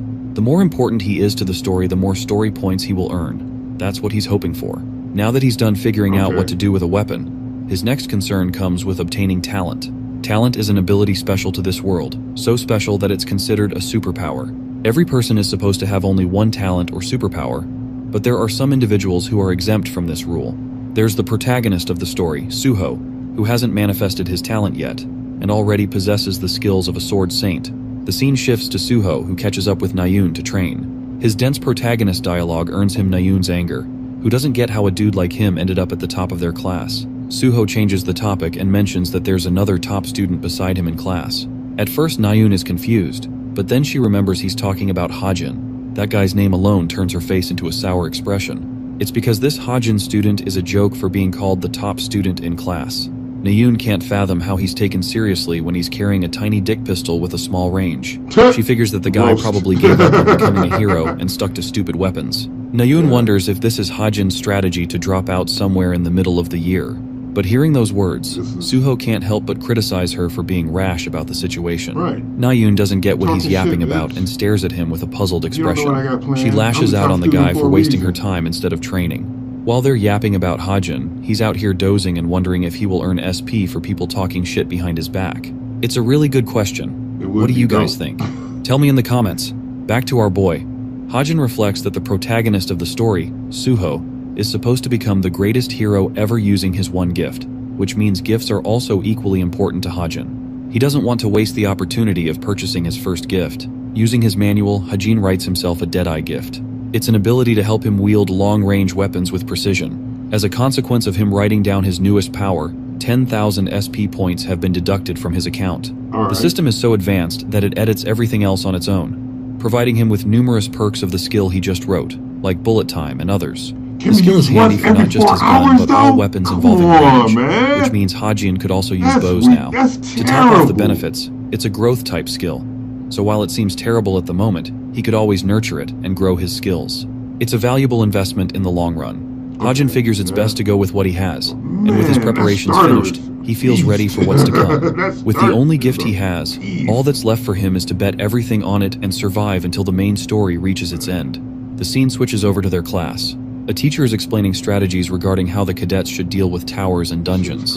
The funniest part is for Hajin to realize that the explanations he wrote in his novel are now appearing in the textbooks of this class. Imagine taking a class of materials you wrote and created. Hajin is having an easy time just enjoying the lecture since he doesn't really have anything new to learn. He's actively deploying his observation and reading gift to help him. More information about these two gifts is provided. Observation allows him to observe everything in his field of vision. He can see through things and even read stuff from his laptop without having to waste effort. The teacher instructs them to review the contents of the lecture since their written exam is supposed to begin soon. Nayun gets fired up in frustration. She's bored to death and really can't stand the lecture. Suddenly, Class Veritas is interrupted by someone who instructs the cadets to show up at the plaza. Hearing this, Nayun is excited she gets to escape the boring lecture. It's finally time for practical training, a subject that our boy Hajin isn't looking forward to. Arriving in the training arena, the teacher explains how everyone should already know about the contents of the class. First, they will make teams of 4 cadets each, consisting of 2 warriors, a sharpshooter, and finally 1 support warrior. Further, these teams will remain the same until their mid-semester exams come around. All teams are supposed to be balanced between the high-ranking and low-ranking cadets for a fair competition. The instructor tells them to go and find their teammates at once. Hajin glances at the status board, shocked to note that he's neither in Suho's team or Nayun's. Worst of all, he's stuck in a team with the one person he didn't want to pair up with. The person in question is Yeonha, drawing a surprising look from his face. Things are unraveling exactly like in the novel. Many main characters were written down specifically to interact with the main character of the story, causing events to transpire and forward the story. However, among those characters, Yeonha is the most special. She dons a beautiful purple hair and is simultaneously the top favorite cadet of Korea's best guild, the essence of the straight. What's more, she's the successor of the Yu family, so her family background is pretty strong too. In the original novel, Suho is supposed to oppose Yeonha at the beginning, but eventually he gains her trust and they become friends, later becoming the supporter of the team. For this same reason, it's crucial for Hajin to grow closer to Yeonha, because interacting with her will allow him to get even more story points, helping him become important in the story. With a determined expression, Hajin is prepared to do whatever it takes to attract Yeonha's attention and involve himself with her. Yeonha's team members come and greet her. Apart from her and Hajin, there's Hosung and Hazuki, making them a team of 4 just like planned. Since Yeonha is a thoughtful and calculating person, she contemplates speaking with them at first, but ultimately accepts because they're her teammates. What's funny is that she boasts a blooming and formal attitude with her teammates once she decides to talk to them. Both of her teammates are weirded out, but Yeonha turns her attention to the final member of the group. Hajin makes his presence known by coming forward and approaching her. While he's a little scared, he knows that Yeonha will have a sour relationship with him if he's not confident in carrying himself. Hosung interrupts his train of thought and immediately calls him out for being the hotshot who chose a gun as his weapon. The dude is busy yapping around carelessly, not knowing that their teacher is about to slap the shit out of him for chatting ignorantly. Hosung receives a jump scare from their instructor, who roars at them to get moving with the monster hunting mission.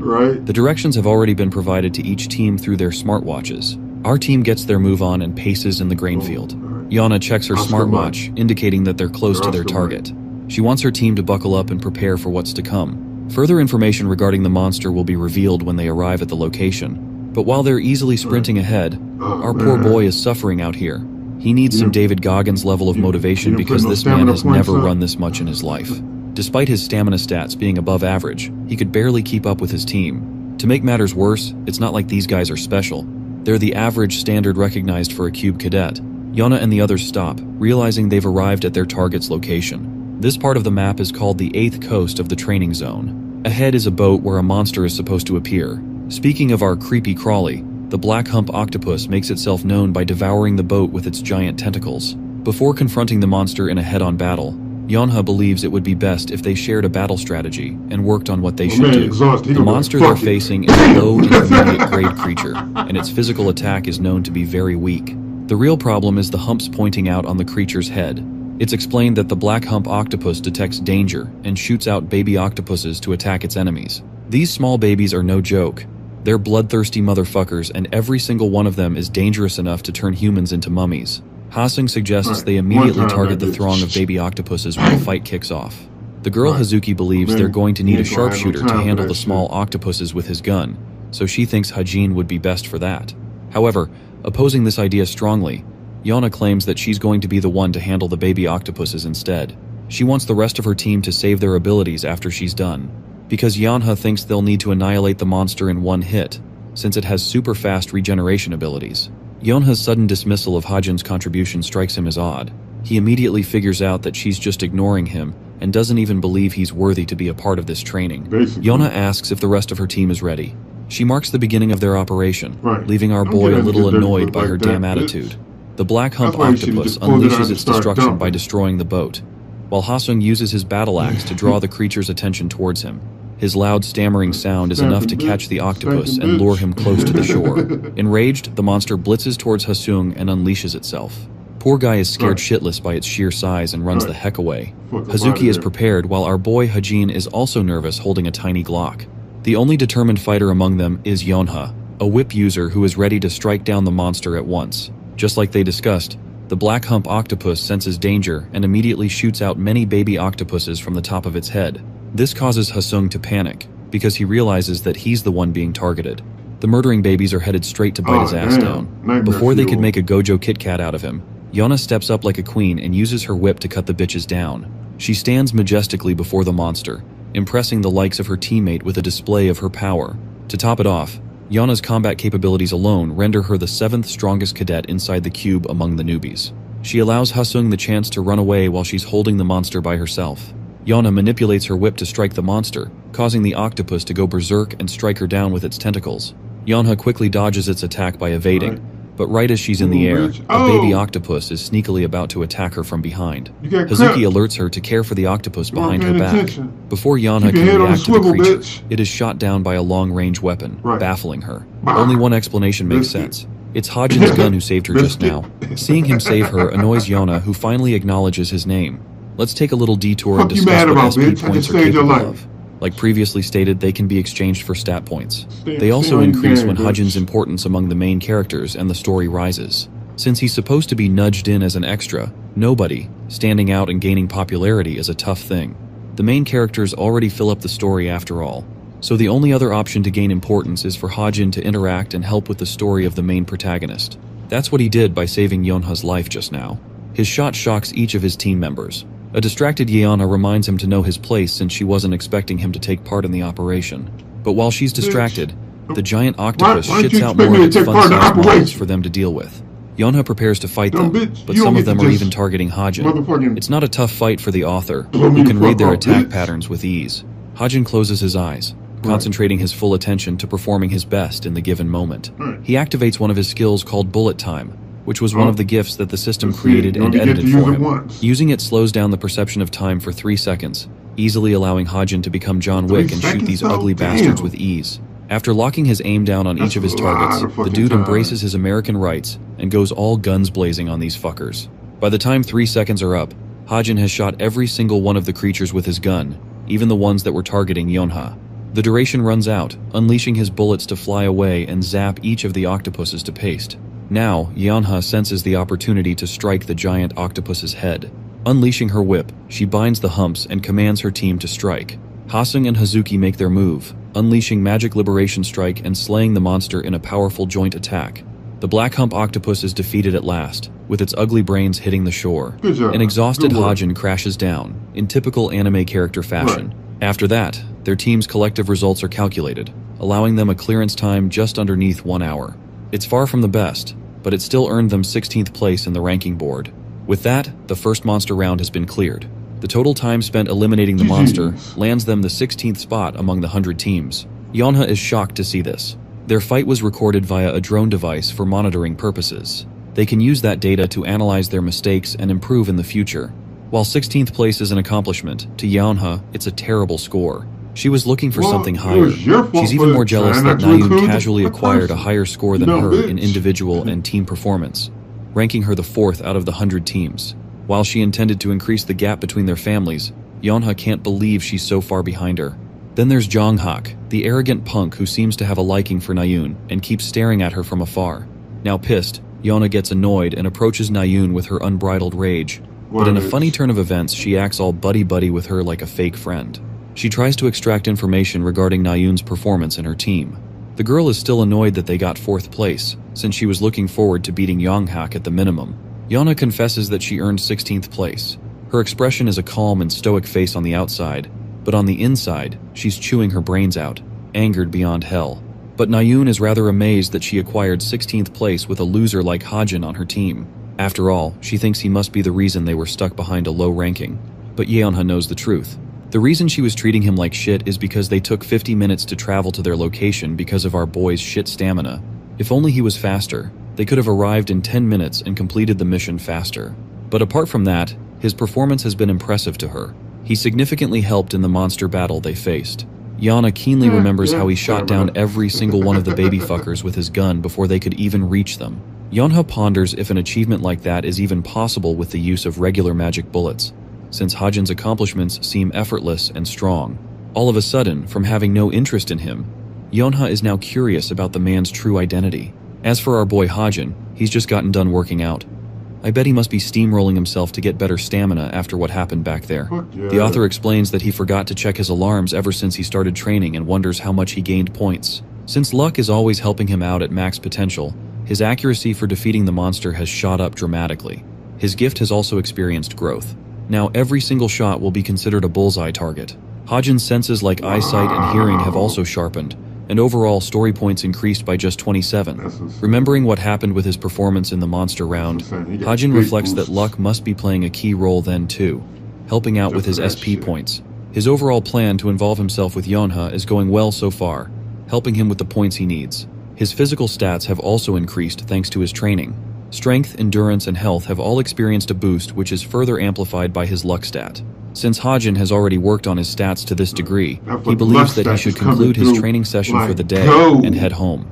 Back at her dorm room, Yeona is busy reviewing the footage of their fight in the monster round. She's specifically drawn to Hajin's crazy shooting skills, as he was able to shoot 60 bullets in the span of 3 seconds with a single handgun. For reference, Yeonha tries to play around with the idea of shooting 20 bullets a second. It just seems impossible to her to do that with a handgun, which makes her wonder if it was an automatic pistol of some kind. She comments on his physical stats too. Hajin's agility is great, but his typical health and physicality is lower than the rest of the cadets. To top it off, he switched weapons out of the blue at the weapon selection. Yeonha's sharp senses are telling her that something is wrong. She doesn't even remember this guy from the military academy either. While she's contemplating, Yeonha receives a message from Jong-hak, who she seems to find as a love interest. She tells him that she's busy analyzing the footage. Yeonha wants to see if she struck gold among her team, since she obviously plans to take over the top guild in Korea in the future. But Jong-hak is surprised and doesn't think anyone among her team is noteworthy or special. More importantly, he wants to know about the mysterious shooter, since his performance is the only one Jong-hak is curious about. With a smile on her face, Yeona is excited that her crush is displaying an interest in her after all. Yeona comments that he's doing just okay for his rank, which, by the way, is in the 900s among the cadets. Jong-hak is surprised and wonders if Hajin got lucky. Yeonha reflects on this comment and wonders if Hajin's performance was really a fluke, and if he really did get lucky. The scene ends there, so let's talk about a new subject. The guild building known as the Holy Grace of God. Here, the vice captain is obsessed over Suho's stellar performance. His footage among the rest has captivated Sunga, the vice captain of the guild. She comments on Suho's perfect and precise movements, as well as excellent swordsmanship unlike anything seen before. Suho has achieved such perfection that it seems like he's playing around in a gentle dance. There's also his wrathful cutting force, slicing away the very space in half. All 3 top guilds in Korea currently have their eyes set on this young talent. They're hell-bent on recruiting him for his powers. Seunga is among those people, as she wants to recruit him as soon as possible, especially since he's currently a free agent. Her next topic of interest is Hajin, as shocking as that sounds. She's surprised that the boy uses a handgun of all weapons. Her assistant confirms, stating that he sparked an interest in the guild community. Many people reviewed the footage since Yeonha was a part of his team and they wanted to view her performance. The hot topic on the forums is how he shot 60 rounds with a non-automatic pistol in 3 seconds. It doesn't make any realistic sense, because even if they accounted for his extreme agility, Hajin's gun wouldn't be able to survive the brunt of so much recoil in so little time. Since his talent is surrounded by a wave of mystery and allure, some people have started calling him unorthodox. The vice captain also comes to learn that he switched his main weapon from a sword and transitioned to using a handgun right after coming to the prestigious institution. Sunga recognizes him as someone who has achieved enlightenment, the same phenomenon in which a person manifests their talent or special ability. It's of course impossible to know from the start what talent will be manifested. Because of that, some cadets prefer to switch weapons right after manifesting their gifts, since it doesn't match what they're currently using. However, this kind of situation is known to cause a rift in the cadet's career, setting them back by at least 3 years in terms of performance. That's why the military academy usually encourages the students to become involved with numerous weapons and master them instead of relying on a single one. Sunga can't grasp the fact that the boy became an enlightened warrior at the age of 17, but she thinks his talent is limited if it is only related to guns. Still, she thinks he's worthy enough to be reviewed as a candidate. Seunga quickly changes her mind and decides that it would be best to allow Hajin's talent to manifest before they attempt to recruit him. She wants to see if he's really capable of achieving her expectations as an unorthodox. It's Wednesday, which means a training session is going on. Suho is facing another student in an equal clash. This part of the training program is called the anti-personnel training. It's usually executed by 2-person groups, where only training weapons are used, allowing for easy results and little to no injuries. However, for Kim Hajin, he's being roared at for performing the worst. Poor guy has the shittiest luck in the world despite his passive skill. He's the only student who had to face his teacher instead of another student, and as a result, he lost 18 times straight. The real issue with this training is that training guns aren't ready to be used, which means using a real gun is obviously going to cause injury if he faces another student. That's why the instructor himself has taken responsibility to face Hajin and handle him. Poor guy is suffering and calls for surrender, but his pathetic whining is ignored by his teacher, who prepares to chuck a fist in his face. Before his punch reaches Hajin, the warrior evades a critical strike that crushes the ground. His teacher is shocked that he dodged the attack. Hajin proceeds to dodge another 2 punches from him, leading the instructor to realize that while he seems like a trash student with shitty posture, he's actually got a godly pair of eyes for tracking his attacks. Clairvoyance. Yet another skill Hajin obtained as part of his Deadeye gift.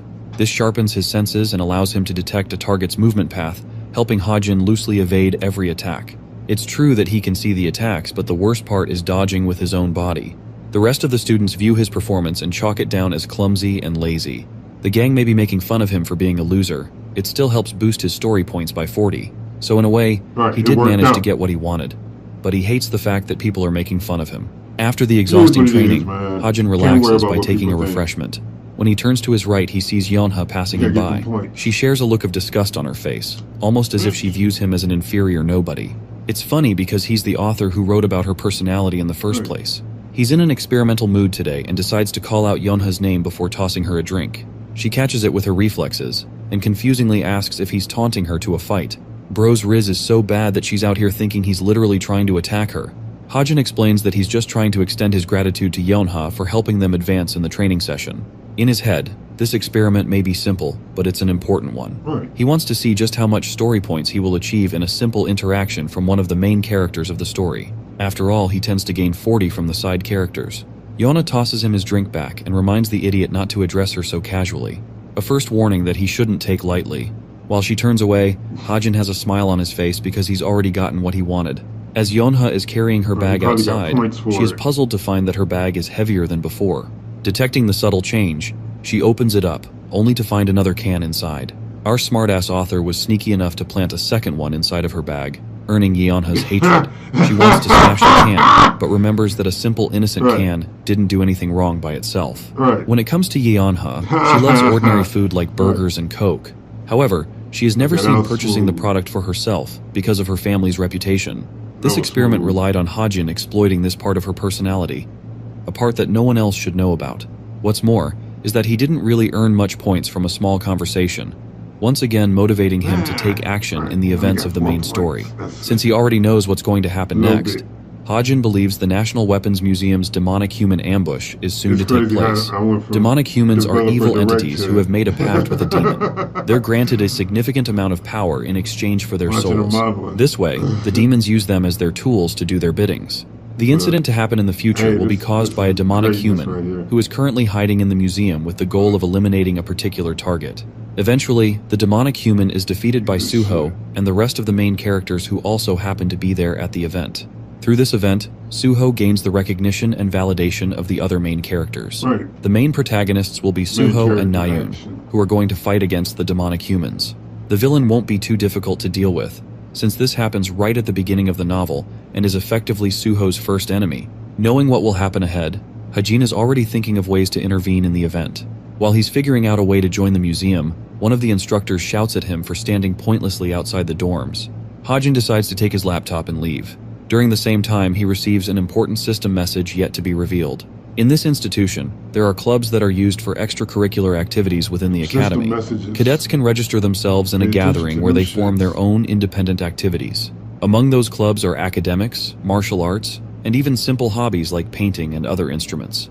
Hundreds of clubs exist inside the cube. Perhaps the greatest benefit is that they not only host a space for personal development, but also allow the cadets to connect, network, and know each other better. So it finally came the day where Hajin decided he was going to join a club of his own. At the cube gate, Hajin makes himself part of the travel club, where he is greeted by Han Hyun, the club's president. He's excited to welcome many club members from the first years. In fact, when receiving the applications for the first time, Han Hyun couldn't believe what he was reading. He's been blessed with amazing cadets after all. Han Hyun welcomes them aboard once more and highlights the goal of their club. The goal is to rest, which sounds simple enough. They can access a portal up to twice a month to travel outside of the cube. For their first ever orientation, Han Hyun states that they'll be visiting a nearby location. That location is none other than Seoul, the capital of Korea. The author processes his thoughts, realizing that a trip to Seoul should be easily managed if they just made groups of 2. So far, nothing has changed from the novel. Hajin glosses over his objective for the day, which is to take part in the first main story arc, called the Seoul Weapon Museum. When he's there with some of the main characters, Hyunjin will attempt to manipulate the story from his side. The club president instructs them to go on ahead and draw lots, which actually catches Hajin's attention, as he never intended the group formation to be this way in the novel. Still, it doesn't bother him. since this guy could care less and move on his own when it comes to his group's partner. Lo and behold, you'd be surprised, but he ended up pairing up with Yonha of all people. Yonha, being herself, emphasizes with caution that they should just move on their own. Hajin is okay with that and leaves her to her business. Before leaving, Yonha turns around with a lethal look on her face. The face that screams, "I will fucking kill you if you ever talk to me casually one more time." This being his second offense, Hajin receives his final warning as Yonha isn't planning on letting him off next time. The guy simply accepts his fate and moves forward. The scene shifts to the National Weapons Museum, which is supposed to be the center stage for the first arc of the story. It's the largest exhibition hall of weapon replicas across the entire country. While it's a remarkable place, Hajin is breezing through the crowd with disinterest. He spots Nayun to his left, who seems to be obsessed with a particular weapon. Since Nayun is close by, Hajin realizes that the main protagonist of the story must also be near him. Suho is just up ahead observing a weapon on his own as the main protagonist of the novel. Hajin attempts to spark conversation with him and asks if he's checking out the seven-branched sword. He also introduces himself at the same time, which reminds Suho of who he is. He keenly remembers him as the sharpshooter who joined the travel club. Hajin reflects on Suho's personality, as he was written to be strong and handsome with a good heart. Oftentimes his very own readers left the author hate comments for making an unrealistic and cheesy character. Damn, I guess haters keep hating. All of a sudden, Suho claims that there's a gun exhibition close by, and he's interested in checking it out with Hajin. While Hajin accepts his idea, he thinks their meeting at the gun exhibition won't even happen because of what's to come. From out of nowhere, the museum goes red and a transmission sounds the warning of monsters appearing right outside the museum. The appearance of monsters strikes fear in the hearts of the civilians.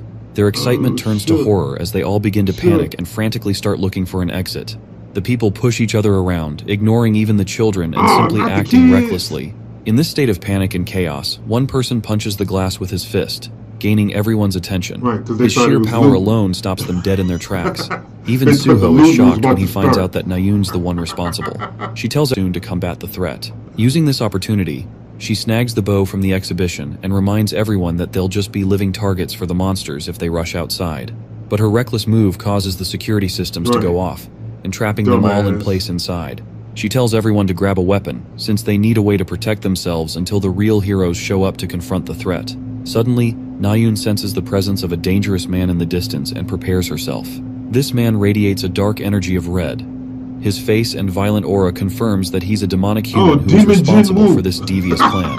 Hajin reflects that this demonic human is called the Dog of Lucius, who becomes a villain that is pivotal for Suho's growth in the story. The demon unleashes its claws, preparing to cut Nayun down. But right as he's distracted and focusing on what's ahead, Suho uses this moment to jump him from behind with his seven-branched sword. His sword is about to slice the demon clean, and the events of the main story still haven't changed. It's destined for Suho to defeat this demon with ease, but for some shocking reason, Suho is wiped away in a devastating attack. His body suffers a terrifying blow from the villain, and flops to the ground, right before Hajin's eyes. The author is expressionless and speechless. This wasn't supposed to happen after all. Suho's body is on the ground, just a few moments away from Hajin, who can't figure out what happened.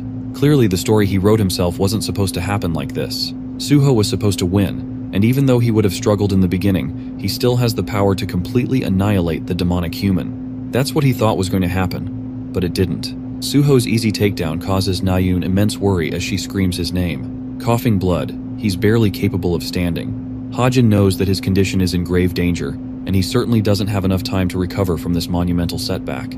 The demonic human approaches Suho with his menacing energy, preparing to finish him off. Nayun struggles to come up with a plan and speedily launches her arrows right in his face. But this guy is such a tank. He eats that shit in the face like it's his lunch. A confused Nayun relentlessly tries to shoot him down, but nothing works, as he seems to be invincible against her arrows. Knowing that none of her arrows are having any effect on him, Nayun's face succumbs to despair. Her confidence wavers, and she simply can't fathom what's happening. What's more is that the demonic human isn't even using a special talent or skill to block her arrows. No, he's just taking it with the brunt of his body. That's just how strong his physical stats are. Hajin senses danger for Nayun as she's being approached by the enemy. The demonic human releases its claws, aiming right for her face. It seems like the end for Nayun, right until Suho jumps back into the fight with a kick in the face. Thankfully, he was able to get up with Nayun stalling for time. Before they can even catch up with each other, Suho is sent flying, barely being capable of blocking the dark energy wave with his sword.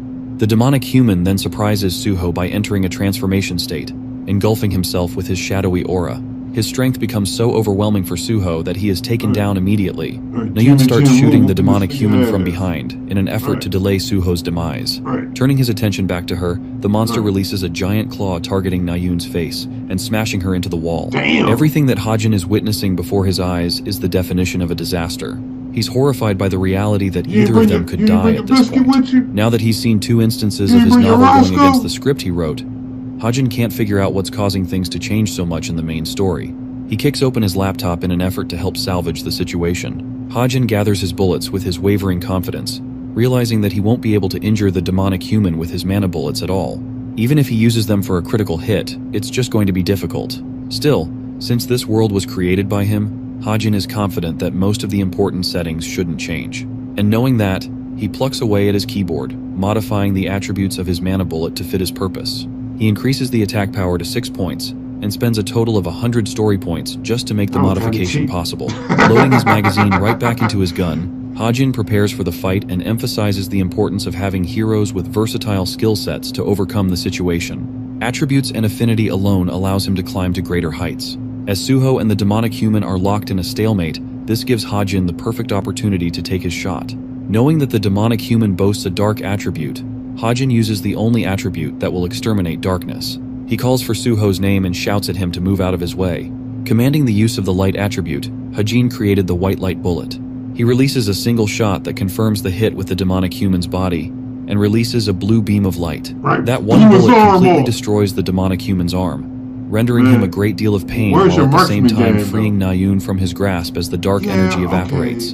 Nayun falls to the ground, while Hajin thinks his contribution is enough, now that the enemy is severely injured, allowing Suho enough time to finish the fight.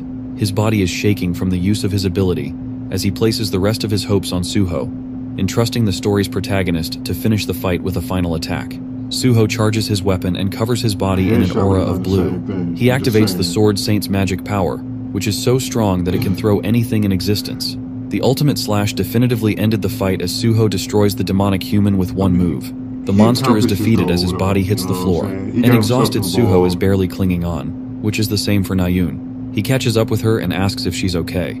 Distraught and angry, she whacks his arm away. Hajin recommends that they leave her as she is, since her brother will soon arrive to comfort her in this situation. He knows this because it happens in the original story, but his carelessness got the better of him, as he received a shocking stare from both of the main characters. After all, an extra character like him shouldn't know anything about their lives. Nayun's voice flickers as she tries to interrogate him, but her condition gets the better of her, so she stops. Meanwhile, the monsters just outside the museum are shot down by the vice captain and her dual blades.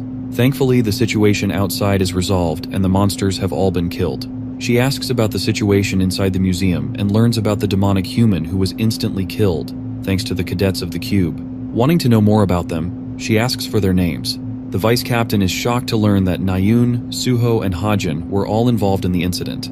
She rushes right to the museum because all she cares about is meeting Suho right now. Her excitement makes her wonder what she should discuss with him. Hajin is coming out of the museum when he suddenly runs into her. Curious as she is, she tries to inquire for Suho. Hajin is already one step ahead of her and tells the vice captain that he's inside the museum. She goes inside but at once experiences a shock, because this random cube cadet seemed to know her intention of finding Suho in the first place. Yet another blunder caused by our believable author. The dude is catching a break at a park and reflects that he didn't expect Sunga to run into him like that. He wonders if the situation is relevant to the story changing in some ways. To collect his thoughts, Hajin tries to take it from the beginning. He considers himself as nothing more than a foreign extra character, and deems his current importance as insignificant.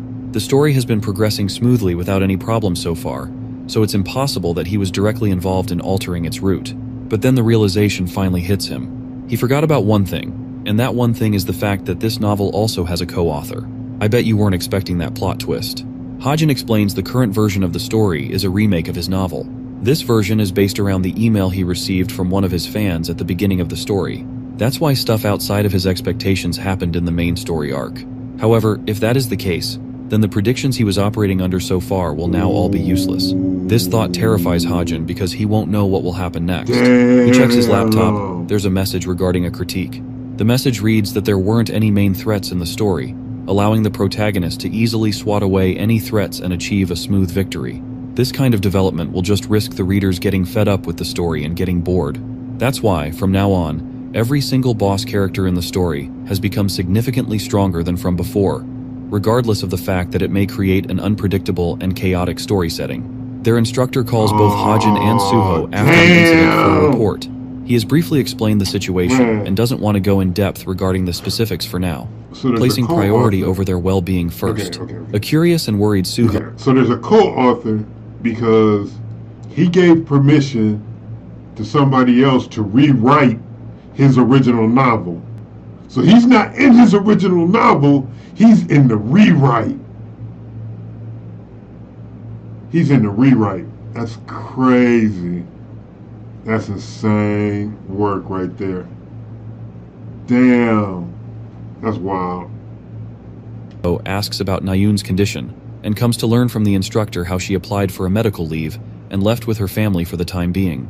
The instructor advises both of them to follow suit and return to their dorms as well. Saying that, he leaves them be, allowing Suho the chance to speak with Hajin as he calls out his name. The blue-haired protagonist wants to inquire further. He wants to know why he said what he did to Nayun about her brother. For a moment, Hajin seems puzzled, but then he remembers his words.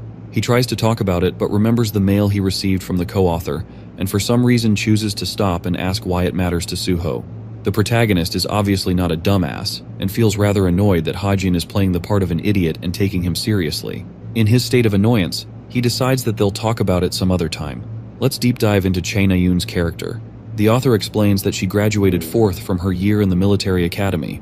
She's currently enrolled at the Cube, recognized for her talents and her connections to the Chae family. She's the daughter of Shinhyuk and the younger sister of Jinyun. Both are recognizable names to Hajin, who is conducting research on her right now. What he doesn't get is why she reacted in the way that she did when he brought up her brother's name. Suddenly, Hajin reads a news report involving Jinyun's condition resulting in critical health after a monster operation. As a consequence, Jinyun was left in a coma. The operation that led to his demise is one that Hajin knows about. Fiend Suppression Operation. Firestorm was supposed to be an event that allowed Jinyun to build his reputation by neutralizing the threat. This would help Jinyun improve his relationship with the main story's protagonists even more. For the young Nayun, the only thing that sparked joy in her eyes was seeing her older brother's success as a hero. However, the event has completely changed now, and it's different from the author's wildest imaginations. Jinyun is the one who caught up in his demise, leading to Nayun's trauma. Just then, he receives another mail from the system, notifying him that any further modifications to the story will immediately be revealed to Hajin as soon as he points out the changes from the original story. The system also relays that Jinyun's brother, and the supporter of the protagonist, Kim Suho, has undergone significant changes in this iteration of the story. We're given a sequence of what went down. The gravely injured hero was barely awake after suffering a brutal strike. The co-author recognized that the protagonist already had way too many supporters, which is why they made the chances necessary to ensure some of them were taken out. Poor Jinyun had to be one of those people. 4 years in the past, just after being appointed hero for the first time, Jinyun ended up becoming a demon seed. Yes, it's much more terrifying than Hajin's wildest imaginations, as he could never have predicted such a horrifying plot twist. The scene cuts to Nayun's place. The radio transmission is talking about the sudden monster attack that occurred at the National Museum, reporting a casualty count of 7 with 50 people injured from the incident. A devastated Nayun can't bear to hear the news and turns the transmission off. She sulks in her bed all by herself, while her worried father comes shouting her name. Nayun sees him and wonders what he's doing out of duty. Shinhyuk doesn't give a damn about his work and asks about her health. Since she's at the hospital, he wants her to have a full checkup just to be sure, but Nayun pretends to be fine and just alright. She's trying her best not to make her father worry, and even thinks he did too much on his part by coming to visit her. But of course, he's still a worried father who cares for his daughter, despite her claims of being fine. Nayun addresses her father and requests wanting to see Jinyun at least once before she's discharged from the hospital. Seeing her fragile state, her father approves his daughter's request. Let's go back to the only one using a gun at Academy while others are stuck with edge weapons. On Manwa Fresh. I'm the Sage of 6 Block. This is Hood Ninja Gaming. Deuces.